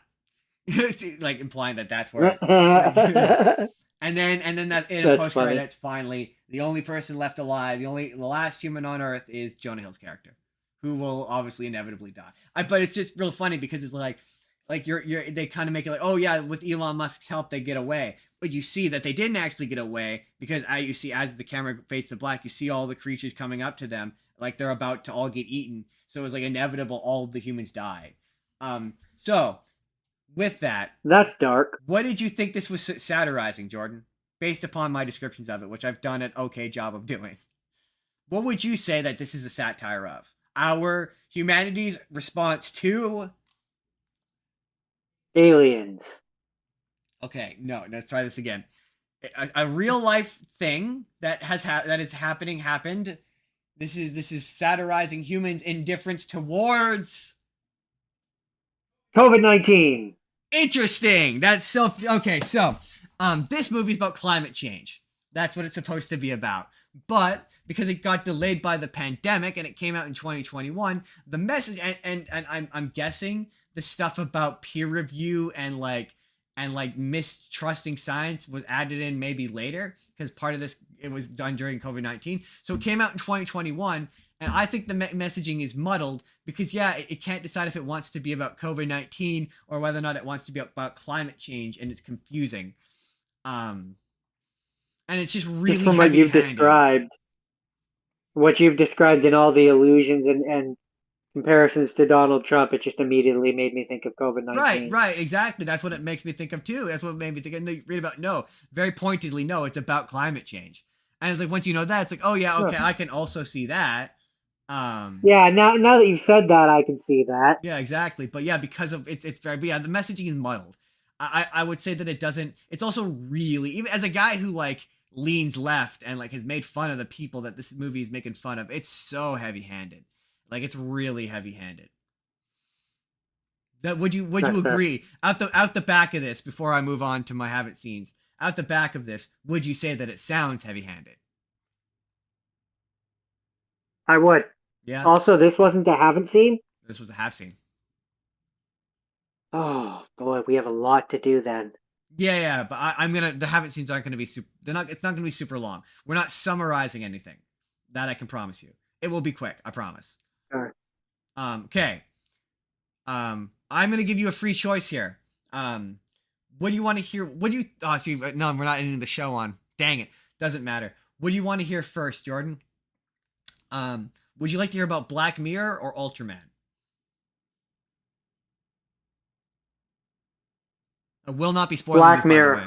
Black Mirror. All right. Okay. So, I'll do a real rapid overall what I thought of the season as a whole, and then I will give you brief thoughts episode by episode real quick. I'm just going to give you the premise and whether or not I thought it was bad or good. That's it. I won't go into any super details. I'll try not to. The last two, it's kind of tough. In order to give away the premise, I have to give away part of the bit. Certainly to say why I didn't like them. Overall, better season than the last one. Last season was bad. Like I don't know how anyone could not think that. I'm sorry. Miley. Last season Hannah had Montana. last season had the Miley Cyrus one, Yeah, right? the last season was. I like that episode. Hannah, hold on. Let me make my point. Hannah Montana does a swear. Maybe the Falcon is gay, and I don't remember what the third one was. It was that bad. And as its own thing, the Hannah Montana episode is all right. It's all right. My thing is, it's not Black Mirror, and that's gonna kind of be my thing with this season. Is overall, it felt like Black Mirror. That the thing about Black Mirror is it should be at least a little dystopian or a little upsetting. What that one was too. It just felt like it was a Miley Cyrus vehicle that they rewrote into a Black Mirror episode. And then obviously I don't have anything against gay people, nothing wrong with being gay, but like the Anthony Mackie is gay episode, that was weird, and I just didn't think it was very good. And I don't remember what the third one was because it was that forgettable. So overall, I think it's a better season than the last one. I think the last season was bad. Individually. Okay. What are some of the premises? The first episode is it's fun. It's quite good. It's tied for me for the best episode of this. Not tied. I don't know. Anyway, it's called Something is Awful. Basically, there's a girl, Joan. Joan is awful. Joan discovers that she is in a what is in effect a Netflix streaming series, and it is her life. Okay. But it's salacious. So it's a television show. So it's like a streaming show version. So like everyone can watch it, and everyone is seeing this show of her, and it's stuff she's doing that's bad, but it's made worse by the fact that it's television, and she's now played by Selma Hayek, and like everything she does happens on this show. So people see it that night, basically. And so I'm not gonna give away the end, but Selma Hayek eventually she discovers that she's in this show, and she becomes upset by the stuff that's happening in the show. And so Salma Hayek shows up as herself in this really fun performance, just freaking out about the no pun intended, if you've seen the episode you'll get the joke, shit that she has to do. It's quite good. I'm not going to give away any more than that. The twist was fun. The next one was it was good. It's about this guy. He's gone back home with his girlfriend he met in college. They're film students, and they're looking to make a documentary, basically. And he's come back to make a documentary about, I can't remember what the initial topic is, but while there, they decide to make it about a local serial killer, and they decide to make like a true crime documentary. And it's really a commentary on like how weird people get about and how dehumanizing people are when it comes to true crime. And it's really quite good if you're into true crime, which I obviously am. But it's not really like super. And someone did make the point that Black Mirror isn't like it's not always tech heavy. Like the first episode is literally the prime minister fucking a pig, so like it's not always tech heavy, but like it's at its best. But a lot of the is. times it is. Yeah, I would argue it's at its best when it is, for sure.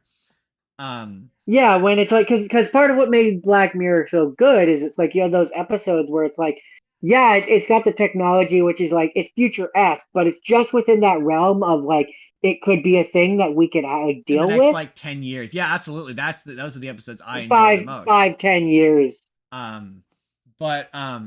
So they decide to make this true crime documentary about this local serial killer in order to basically revitalize this town from a tourism perspective. And that's all I can really say. There's a big twist. I didn't expect it. I will say that. And it was good. It was good. It was one of the, not the best one, but it's one of the better ones. Next one was, I believe, the Aaron Paul one. I think. I'm just There's an Aaron Paul one? Yes. I'm just gonna kind of stall because I realize now I should have had this pulled up because I don't actually remember. Hold on. I'm stalling. Is he like just like Jesse, or is he doing a decent job portraying a different character? Yes. Hold on. Lock Henry. Yes. Okay. Yes, it is. So, no. Yes and no. I mean, he's still basically Aaron Paul, but no, he's not really Jesse Pinkman. It's hard to describe. But okay. So it's called Beyond the Sea. I'm gonna. So the first one is called Joan is Awful. Second one's called Lock Henry. This one's called Beyond the Sea, and it says it takes place in 1960, an alternate 1969, which I don't know where you're supposed to get that from. Nothing really seems. It seems to be the future, not an alternate past. I don't know where you're supposed to get that. It's alternate 1969, but anyway, it's basically I'm gonna say Josh Hartnett. Does that name sound familiar? Was he the war doctor? No, you don't know him. Aaron Paul and this other guy, another astronaut, are astronauts. And they're in a space station, or spaceship, and they're going somewhere, I think. And then it's never really made clear what exactly they're doing. But during, like, they only need to be there, like, mentally when they're performing tasks. Otherwise, they can transfer their consciousness into replicas and be on Earth and live with their families. They each have a family, and they go there, and they only come back to like do a physical. So they do exercise. So if that technology, immediate red flag for me here. If that technology, not red flag, but I guess plot hole, whatever. If that technology exists, why would you do it in that order? Why would you not have the androids up on the space station and you're on Earth most of the time, except for when you need to do routine work up on the space station? Yeah. You know what? Yeah. I didn't even think about. I had so many other questions about the technology. I'm like, wait. So you have technology because to be clear, the replicas are flawless. Like they look just like them. Like it's not like they've been made to look robotic. It's so just yeah. them. Then why not just have the ones that don't need to breathe up in space, and you don't have to worry about keeping them alive in space and all the problems that presents. My thing was like you have this technology and like these things have a seemingly endless range because the spaceship it just like keeps going. You know what I mean? Like it's like it keeps getting farther away, so the range on this technology is seemingly endless. Why are you wasting it on two guys in a spaceship? Like they never really say where they're going or what they're doing. It's just like they just kind of do routine maintenance and like run on a treadmill in space. Like it's never really made clear what exactly their deal is. So just have the androids be up there and the humans can stay on Earth. I didn't even think about. I could be completely honest. I didn't even think about that. That's a good point. But it's all that, when you're describing this to me, that's the first thing that I think is like if you have the humans up in the spaceship, you have to think about things like, okay, Where are they getting their air from? You have to send food and water up Well, with them. You have to make sure that they have the equipment to exercise. And so it's like if you just had the androids up there, well, that's a part you don't of have it, to worry right? about any of that. That's a plot point, is that they have to go up there and do exercise so that their bodies don't atrophy. That's a plot point in the episode. So it's like, so yeah, you're right. Why not just send the android? Yeah. You know what? It would solve a lot of problems. I'm not going to give anything away, but when you do eventually watch this, kind of keep that thought in mind, because yeah, that kind of recolors a lot of this episode. I'm not going to give any more away. The performances are really good. Aaron Paul is really good. They're both really good. I do have more questions, but they involve spoilers, and I'm not going to do that because you want to watch these eventually. And then finally, I do. Finally, okay, how do I do this? The next one's called Maisie Days, and it's the shortest episode of Black Mirror. It's only 44-ish minutes, and it's like a dual story of a paparazzi and a celebrity, and she's being chased, and she's at this like rehab center, and without giving away exactly what happens, it takes a fantasy bend, so it becomes a bit more unreal. It's not about technology; it's a fantasy thing. So she goes crazy. No, is what I can infer from that. No, you probably wouldn't guess it if I didn't. Or is on drugs. No. Again, think more fantasy. You want me to tell you? I can tell you. To a magic world? No, I don't. It's the worst episode of Black Mirror. Flat. Period. Like, it's the worst episode. Good to know. Good to know. I'll put it to you this way. Think creature. It involves what? Think creature. It involves a creature, a particular kind of creature that is kind of more fantasy based. I'll think on that. Anyway. I will say this: it's not a vampire. It's not a vampire, but it is in the vampire family of horror creature. And it's like the Black Mirror doesn't do this, and it's not facilitated well. It's not done well, and it's not good. It's poorly executed. It's poorly set up, and because it's shorter, it just doesn't do it well. It's not a good episode. It's like kind of misses the whole point. And it's like, again, not that every episode needs the tech bend, because yeah, literally the first episode, pig fucking. But like, you gotta stop saying that, man. You're gonna get us in trouble. But I was like, oh no, Black Mirror should not be fantasy. But the next episode, which this one I don't really. There is a part of it I can spoil, but I can be about.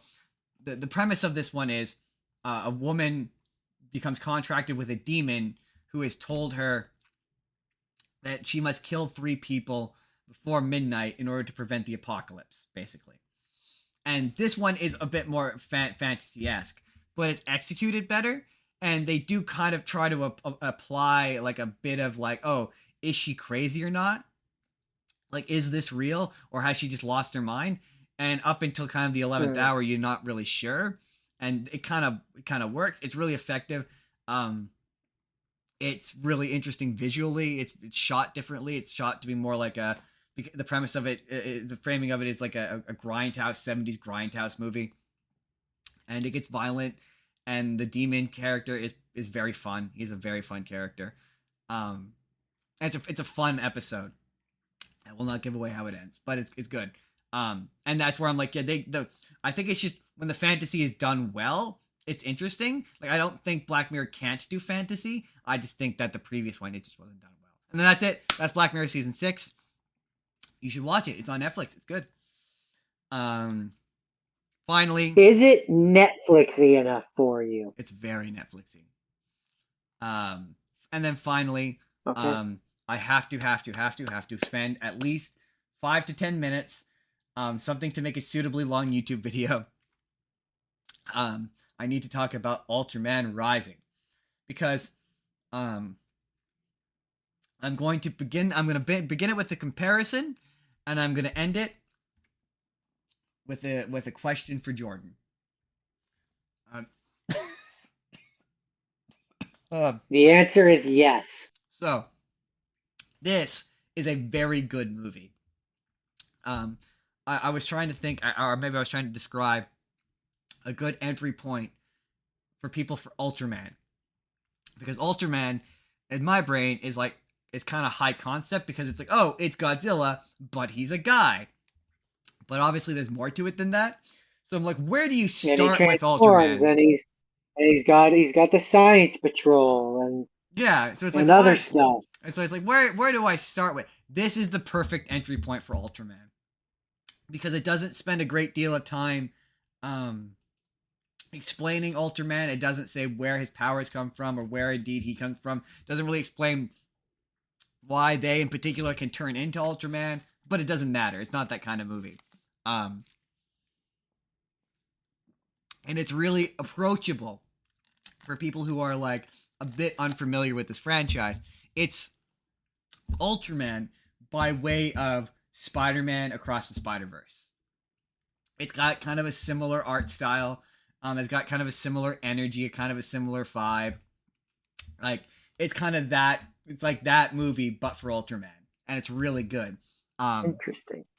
Very basically, An interesting way to put it. yeah, very basically, it's about a young man whose dad is Ultraman. And he has come back and basically taken over for his dad, who can no longer be Ultraman. Because of an injury, and so he has taken over for him. And he And crazy mishaps occur. well, the big thing is, so the kaiju's in this one very specifically are not evil, but they're not good either. They just kind of are. And so Ultraman's thing is he doesn't kill the bad guys in this. Like he usually destroys the bad thing at the end of it, but with his laser beam. But in this one he doesn't. He just removes them. And so this kid comes back and he's kind of doing a bad job as Ultraman. He's trying to fight the monster, but his heart is in it because he's since gone off and become a famous baseball player. So the whole thing is, the whole thing of the movie is he ends up He's a baseball player. he ends up basically coming upon a young baby kaiju. And the movie is about him having to raise this kaiju. And the part of the thing with this is, you remember how you mentioned how he has a little science squad? The little science squad are not necessarily the good guys anymore. They used to be, but he's been doing the Ultraman stuff for like 30 years, so they're all kind of worn down. And they're not necessarily the good guys, but they're also not necessarily the bad guys either. And it's just a really sweet, like, the relationship between him and the kaiju is adorable. It's so good. There's a couple of good twists in there that I was like, oh my god, oh, I start to get a little emotional at the end. Like, it is a very good movie, and I love it. And I don't want to do too much more, but I'm gonna end this on this. So, spoiler alert for the future of the show. We are obviously going to be going on a break for a week. And when we come back, it's going to be the season 3 premiere. We're going to do Japan again. We're going to do some anime. We're going to have a guest. Her name's Anna. Look forward to that. It's going to be fun. But for part 2, we're going to do live action again. And I promised Jordan he's going to do Gokaiger. We've got to talk about that. We've promised it. It's going to happen. But for me, I can either watch a Sentai or this made me want to do an Ultraman. Should I do an Ultraman? I've never watched an Ultraman show before. Could be fun. You should do an Ultraman so that we're not both doing Sentai. All right, okay, I'll do an Ultraman then. That sounds good because this made me. I'm like, I would like to watch some Ultraman. Like this really made me feel. There's also a really funny. I don't think you're gonna get it if I don't tell it to you. But there's a really funny reference. I posted it on my story on TikTok. When the baby is happy, he does the Godzilla jump. You know that? Oh, yeah. It's so funny. It's so cute. So good. Very good. That's funny. So Do you want me to do the assignment and then we can do all your stuff? Give it a little bit extra time. No, I'm at 20. I'm at 29%. I think that's enough to Okay. get through this. So keep in mind, I'm just gonna switch remember my mic over. that this is a really good movie. That we're not going to go. That we're going to cut off here. There will be no spoiler section, because I do want to talk about the spoilers of this movie. I want to gush about the ending of this movie. So this is going to be a one-time deal of you all will have an opportunity to go and watch this movie. Go watch this movie. Maybe we're going to come back and talk about it another time. Maybe that's a spoiler for the end of the show.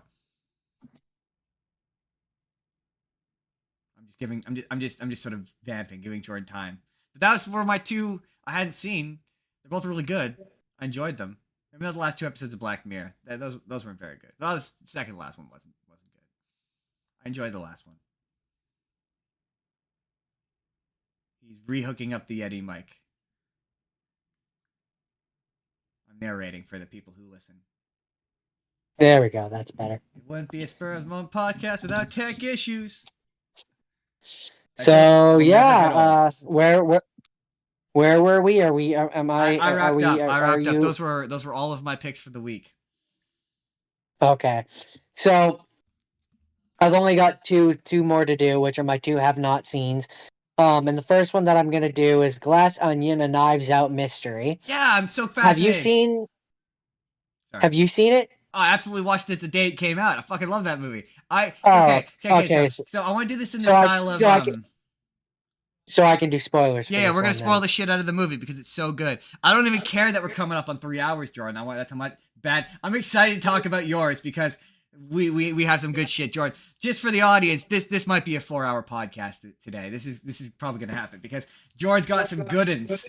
Jordan's got some. Even if we have to switch back over to the Bluetooth headset, Jordan's got some good uns. So I would like to conduct this interview style initially because I would like to know what you think. And I have some questions for you first. And then you can go into maybe more detail afterwards. So let's begin this with, which one do you like more? Or did you like them equally? I like this one more. Interesting. Fascinating. Really. Interesting. Okay. Did you see the twist coming? Well, okay. Here's what I'll say. I will acknowledge I doubted myself a few times with this one. Yes. I did think that it was gonna be the obvious one this time of being the main guy that invited them. I just had this sinking suspicion. I just didn't trust him. Yeah. But part of me was hoping that it was gonna be the person who plays Agatha, so that I could make the joke it was Agatha all along. Yeah. No, fair. I like this one. I mean, I like the style of it a bit more. I also the cast. I think I enjoyed it a bit more. I think for me, it's just more that I like the cast more in this one. Yeah. And this was another one where they're trying to do, he's Elon Musk.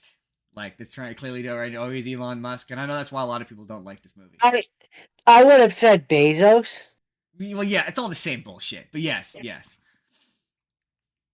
It's not. They're different people. He's one, yeah, but they're like, it's the same brand of billionaire idiot who thinks he's a genius. What's your next question? What was my next question? Yeah. Well, for this one, with the first one, I immediately pegged that it was, what's his face? Chris Evans. I pretty much immediately went, yeah, it's Chris Evans. And then that movie was fun because I was like following along. I did for that one as well. The mystery, and then when he did the reveal, I'm like, yeah, I knew it was him because of the same reason. And that was kind of fun. This one was less of that. The one thing that I didn't see coming in this one was I didn't see that it being the twin sister. Like that I didn't see that coming either. No, not even a little bit. I love the bit at the end where he's like, "It's so dumb." It's it's so brilliant, but it's like, so oh my god, dumb. you're so dumb. And no, the one girl is like, it's so brilliant, but it's so dumb. He's no, it's just dumb. It's just dumb. So okay. And the only clever thing that he did was the one thing I suggested to him. Yeah. It was really funny.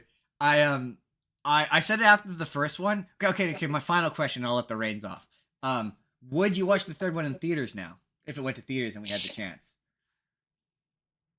This went to theaters for like a couple days and then it was on Netflix. But I would too, yeah. I said it after the first one. I would watch like 100 of these movies with this character, where he's just in a different place with a different cast of random celebrities solving a mystery. Like, so much fun. Yeah, that's kind of exactly what I like about it. Is it can be an anthology type thing where it's like it's not technically a sequel. This could have been before the first one, exactly, or like however many years after the first one. Like it's just a fun movie on its own, and I just, in this day and age where everything feels the need to be like this big trilogy or quadrilogy or like just have one that just franchise. is its own thing. Yeah, I kind of really appreciate that about it. Isn't this one though? Doesn't it kind of take tribute to Murder on the Orient Express, where it's like he's on vacation. He's technically on vacation. He's like, I'm not doing any mystery solving. I'm on vacation.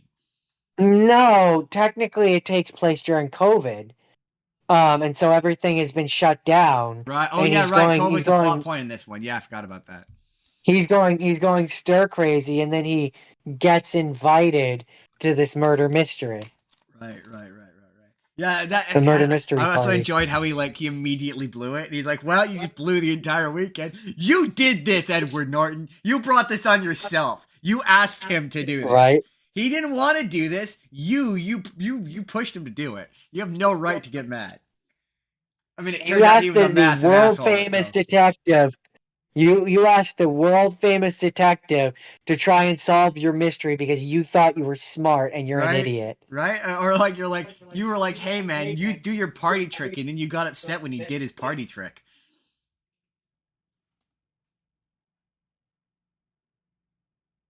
Jordan?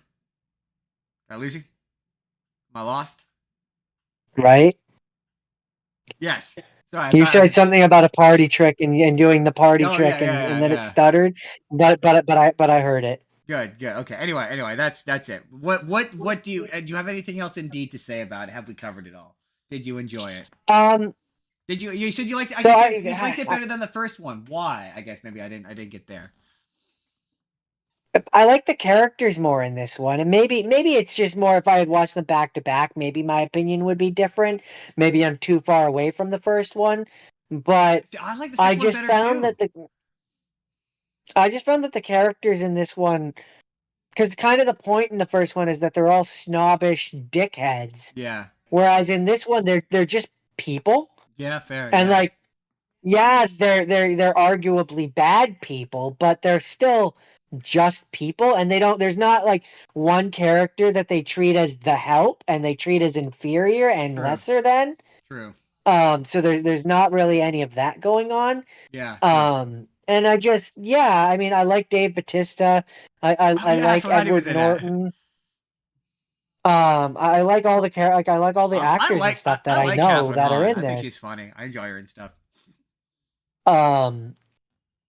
And so, but I think it's just the not being snobbish. I think that's a real benefit to this, and I know that's kind of the point in the first one, but it just gets tiresome to deal with. But overall, it's very good, and I would definitely watch a third one. Yeah, Well, I mean, there is the third one. The third one's coming, and I'm absolutely gonna watch it when it comes out. If it just comes to Netflix again, I will watch it on Netflix. If it comes to theaters, I will go to theaters. I support good movies. And I've maintained I would watch like 100 of these movies with this character. I don't know. There's people who are saying, "Oh, is 3 enough? Will it get old?" No, I don't think it'll get old. I think you just need to surround him by by interesting characters. Here's my. So that's an interesting point. Where will it get tiresome? No, I don't think so. Not in the same way as people are thinking of like a Marvel thing or like another franchise like Lord of the Rings. No, it won't, because it's not a sequel. Yeah, the third one is not a sequel to the second one, and it's not a sequel to the first one. It's its own story, and so it could be about like whatever they want it to. It could be a mystery that takes place in like Spain, where he has to solve like with a wacky new cast of characters. As long as there's a new wacky cast of characters in each one. The next one has to be on a train, because one of these always takes place on a train. But no, there's a video that I saw once where it was like, take a thing and make it Muppets. Now that you've seen these movies, take a Knives Out and make it Muppets. Do it. There was the entire cast The entire cast is Muppets except for the detective, which is him. Yeah, which is human, which is him. Yeah, yeah. I was like, that would be an amazing movie. Watch the shit out of Absolutely. it. Anything? Absolutely. And what I would do, because it would make it really, really, really, really, really funny, is make it where it's in a mansion and it's Clue. Yes. Because in this movie, he makes constant jokes about how he's bad at board games and stuff like that.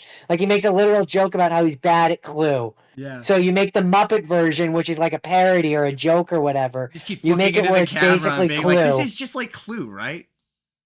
Yeah. You Just lean keep- into that and you just make keep fun of staring that. right into the camera. So with that, do you have anything remaining you'd like to say about Second Knives Out? Watch it. It's good. If you haven't watched it, It's on Netflix. watch it. It's good. Do it.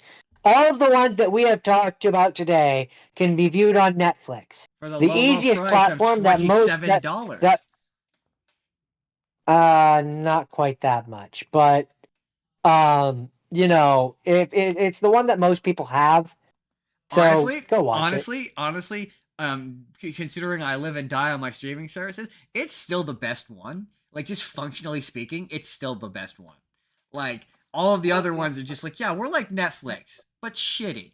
Like, Netflix is like the only thing that Amazon Prime does better than Netflix is the X-ray, and the X-ray is kind of irritating me because for whatever reason it won't put any of the movies on Amazon on the mobile version into full screen. It'll just leave the X-ray there, and then the thing's there, and then when I try, there's no full screen button. So anyway, that's an angry rant about Amazon Prime. The other thing that I would say that Amazon has, which I do appreciate from time to time, is I appreciate that you can just rent movies and stuff off there. True. Like if you get desperate. True. It is a useful feature to have. So that's Glass Onion, a Knives Out mystery. Our final have not seen was I watched all of the first part of Rebel Moon and 70% of the second part of Rebel Moon. So for this one, I want to do a similar thing because I'm finding it's creating brevity and it's making this go a little bit faster. But most importantly, this is one of those times where I have a TikTok about this one, and I rewatched it to remind myself of what I said. So, I would like to say all the points I made in that video that I can remember offhand. And I would like you to say whether or not you agree with me. And then I will let the wheels off, and you can do your angry rant, or not angry rant, as the case may be. Whoa. Why do you assume it's angry? You hate all of his movies. Passionate rant. So okay, my first thing was the characters existed in this movie to do one of three things. Say exposition, say a cool line, or say something so cartoonishly evil that you are happy that they get killed. Yes. Yes? Okay. Would you agree that this movie exists to answer all of the criticisms about Batman versus Superman? Oh, you're upset that Superman kills in those movies? We're going to have the characters take just a really long time to be like, no, you shouldn't kill anything. Even the bad things are worthy of life because they have something to offer. Probably, but it was so boring that I can't remember enough to say yes for sure. I said it was it's AI generated Star Wars. Yes. Well, I think that was it. But bad. I said, why is there a Senate but also a king? It's confusing, and damn it, if Zack Snyder can't choreograph and direct an action sequence that looks cool. This movie looks cool. First part, there's a Senate because then they can compare it to Star Wars. Second part, yes, he has some cool choreography. It's hard to ignore that some of the action sequences look cool. Everything else sucks, but it looks cool. No, it's just incoherent nonsense. Like that's all it is. It's incoherent nonsense. That is just it's like, oh yeah, you wanna know why Disney wouldn't let you make Star Wars, Zack Snyder? Because it probably would have been bad. I think that was it. Those are all my points. You may go now. I'm assuming you don't like this movie. Have the reins been taken off? They are indeed off. Okay. So I know the question that you and the audience, to a lesser extent, are all asking is, do I hate this movie because it's Zack Snyder? And I dislike a great number of the choices that he makes in the movies that he makes. And the short answer is, I don't hate it. The Love it. longer, more nuanced and the longer and more nuanced, complicated answer is, it's hard to hate a thing you don't remember. And I watched this literally this morning and am already forgetting things that happened in it. It's just Um, nothing. It's a nothing of a if I movie. had to if I had to use one word, just one word to describe this movie, I would use the word confused. Because okay, they exist in a world where space travel exists, but they're still using They're still horses using farming. they're Yeah, still yeah, and they're using normal farming, and they're using like medieval swords, yeah. which can also like turn into lasers sometimes, or like heat up or Sometimes, something. yeah. So they But just like enough so they for the can look most like part, lightsabers.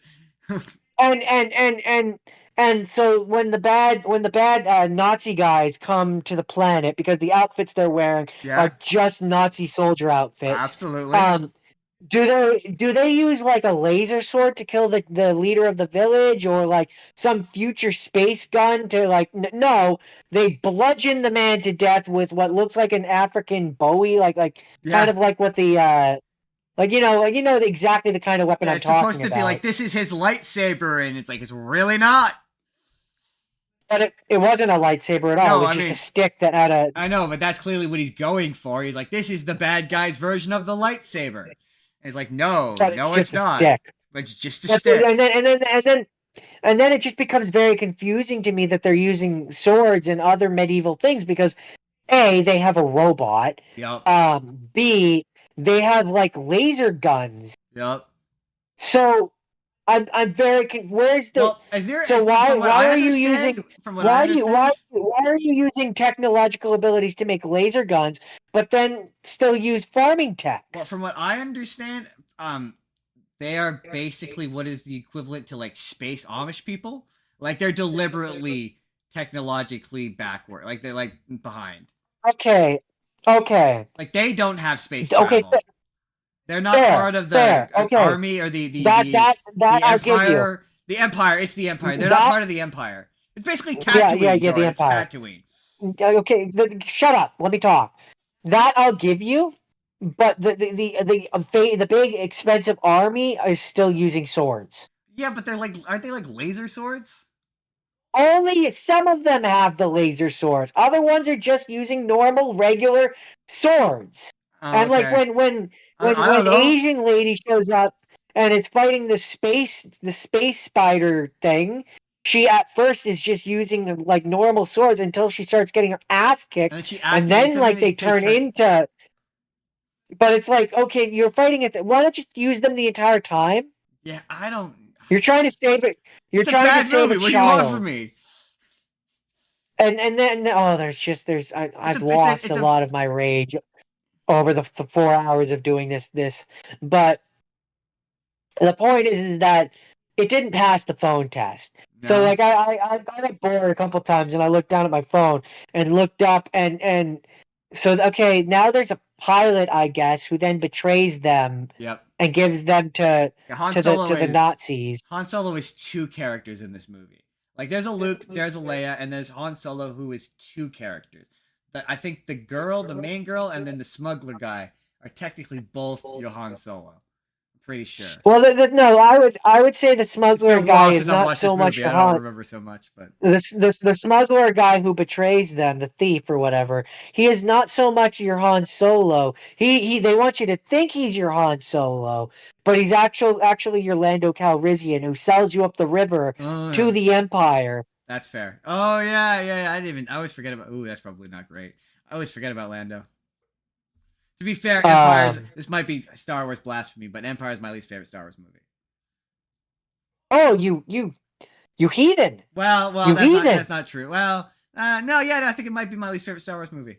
Yeah, Of all of them, or just of the original trilogy? the original, maybe of all of them. Yeah, I don't know. know. I don't So know. so you think The Last Jedi and the other ones of that awful trilogy are worse Oh, I than know. Empire? It was not an Or argument of. are better than Empire? Well, no, the Are the you point. you said I didn't you say better said you movies. I said said my favorite. I didn't say better movies. I said my favorite. you said it was your least favorite Star Wars Yeah, I movie. said least So you like favorite. those ones? No, but that it's You not. like those ones more than Empire? It's more not based on the quality. I don't think If it's a. you're saying Hold if you're on, saying you're not Empire letting. is your least favorite, You're not letting me finish. It's my least favorite because it's boring. You're right. I suppose The Last Jedi is but that one has like 21st century sheen over it, so it's not as kind of dull. I just think Empire's kind of dull.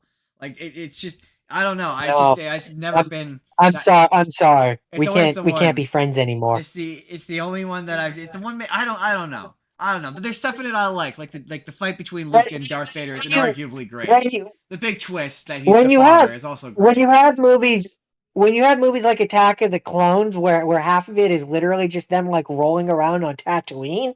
I'm Yeah, sorry, but no. but also like I go back to like when I was a kid. Okay, maybe if to make it's my was my least favorite as a kid. Because I like the prequels better as a kid. They're more interesting. Like they're just Like if you were to say to me it's your least favorite of that trilogy, okay, that's fair. Especially as a kid, I could see how you would like Ewoks.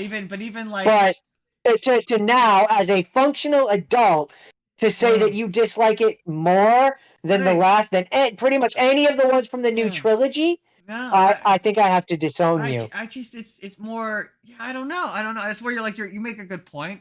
No, yeah, you're right. You're right. Rise of Skywalker. I think I forgot about Rise of Skywalker. I always forget about Rise of Skywalker. Like that one is Uh, so bad. yeah. I don't dislike The Like Last Jedi, but to say that it's not one of your favorites, that there are other ones you like more. it's not one of my Okay, favorites though. absolutely, absolutely, I can give you that. But to say Uh, it's your least favorite of all of like I just like when I'm Attack of the Clones is not my I'm least favorite sorry. Star Wars movie. I'm It's not. sorry, sir. I'm sorry, sir, but you have to hand in your lightsaber. It's just because I'm like Attack of the Clones is not my least. It's the worst Star Wars movie. Attack of the Clones is objectively the worst Star Wars movie. But the important thing here is that Rebel Moon is such a bad version of Star Wars that we have wildly diverted from talking about this movie to just talk about Star Wars. But I was just gonna say Attack of the Clones is the worst Star Wars movie. It's not The Last Jedi. Anyone who says that is wrong. And that's not my least favorite Star Wars movie, even though it's the worst Star Wars movie. It's not my least favorite. Like I don't know. It's just that one's bad, but it's at least entertaining. It's like also the lightsaber fights are just more fun. Like that Dooku Anakin Dooku fight that's just fun. And like there's nothing in Empire that's really as visually fun as that for me. I mean, okay, I'm not sorry, Justin. This is a discussion that we'll have to do a Star Wars episode where we have Michael come back and we talk about Star Wars. I mean, all of the Star Warses. I mean, all of them. I mean, he just kind of seemed defeated we when can, it came to Star Wars. There's enough about Star Wars I haven't seen that we could do a Star Wars episode. Maybe and we could, next we year could, when we do a May the 4th. We'll do a May the 4th. May the 4th be with you. We'll do Star Wars. And we can deep dive and really dive into this. But right now, I have to get us back on track and talk about this god awful movie, Rebel Moon. It's not very good, is it? And Pretty no, bad. it's not. But okay, here I have to give a little bit of stylistically, it's not like terrible. Oh yeah, he's not it's a got bad some pretty director. Scenes in there. Like that's the thing about even the DC ones. I've never said I would never accuse his movies of looking bad. Like anyone who said like his issues are never those ones I would.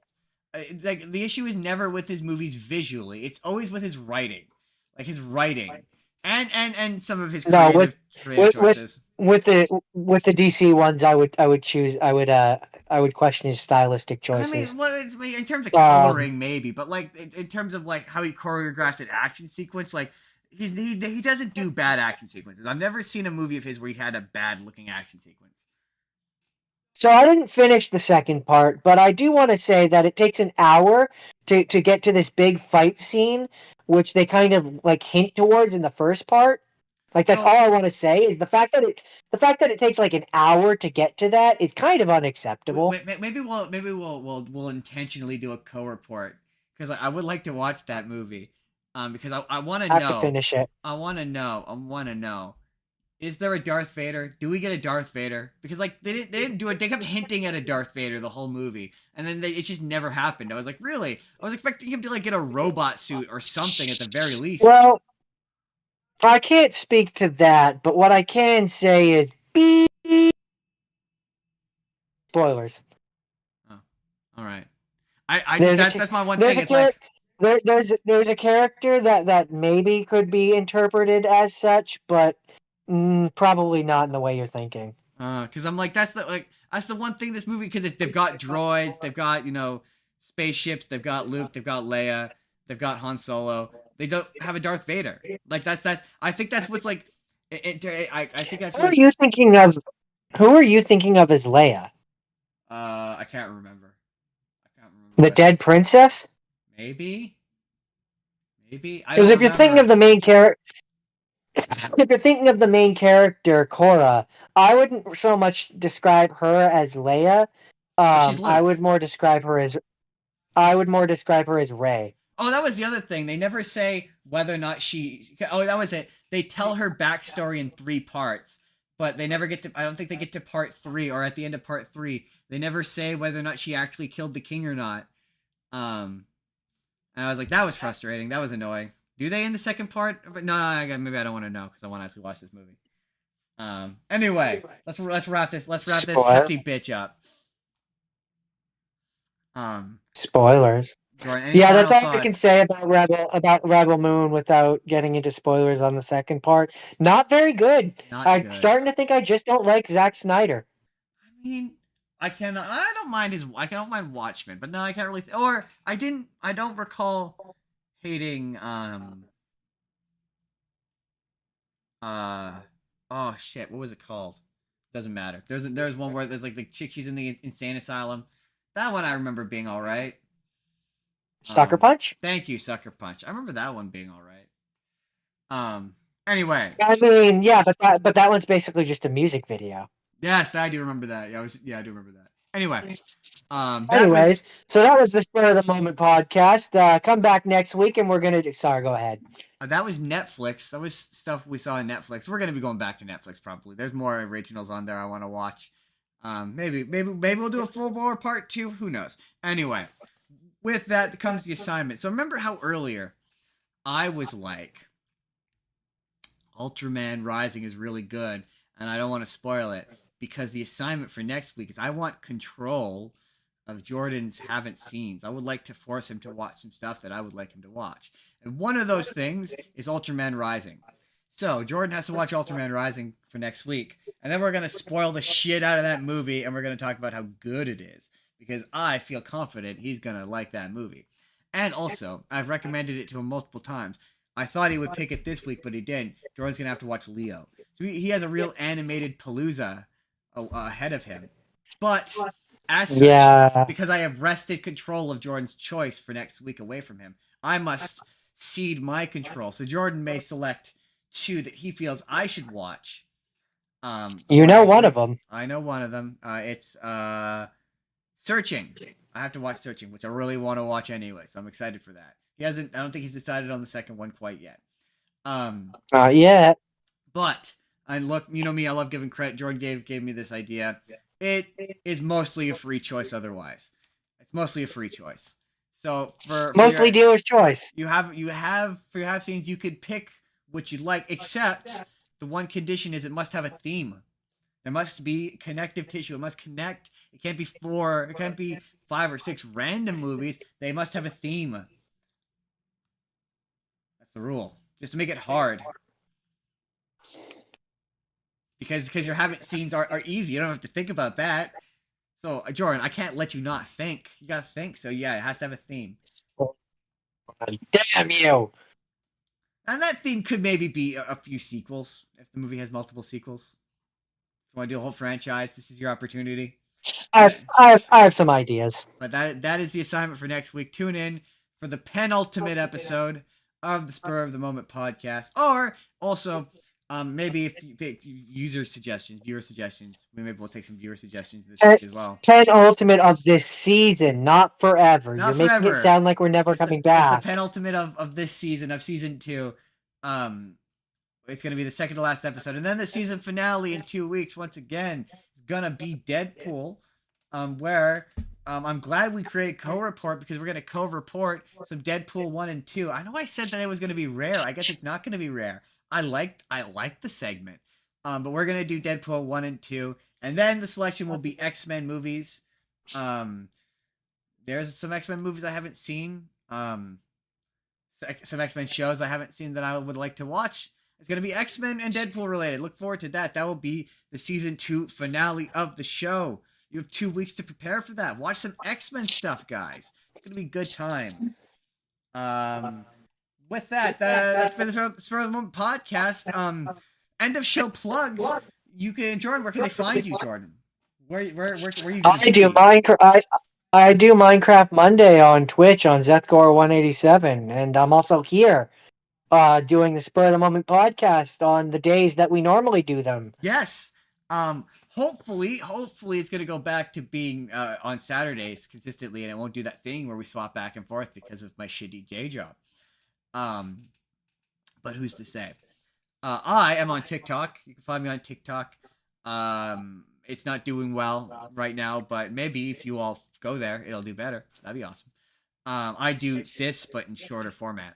And we also have a show TikTok where clips and videos from the show go, as long as it's roughly under 30 minutes. The hour-long ones can't go there yet. Please watch the videos. If you don't want to watch the whole podcast at once, I get it. It's like 3 hours long.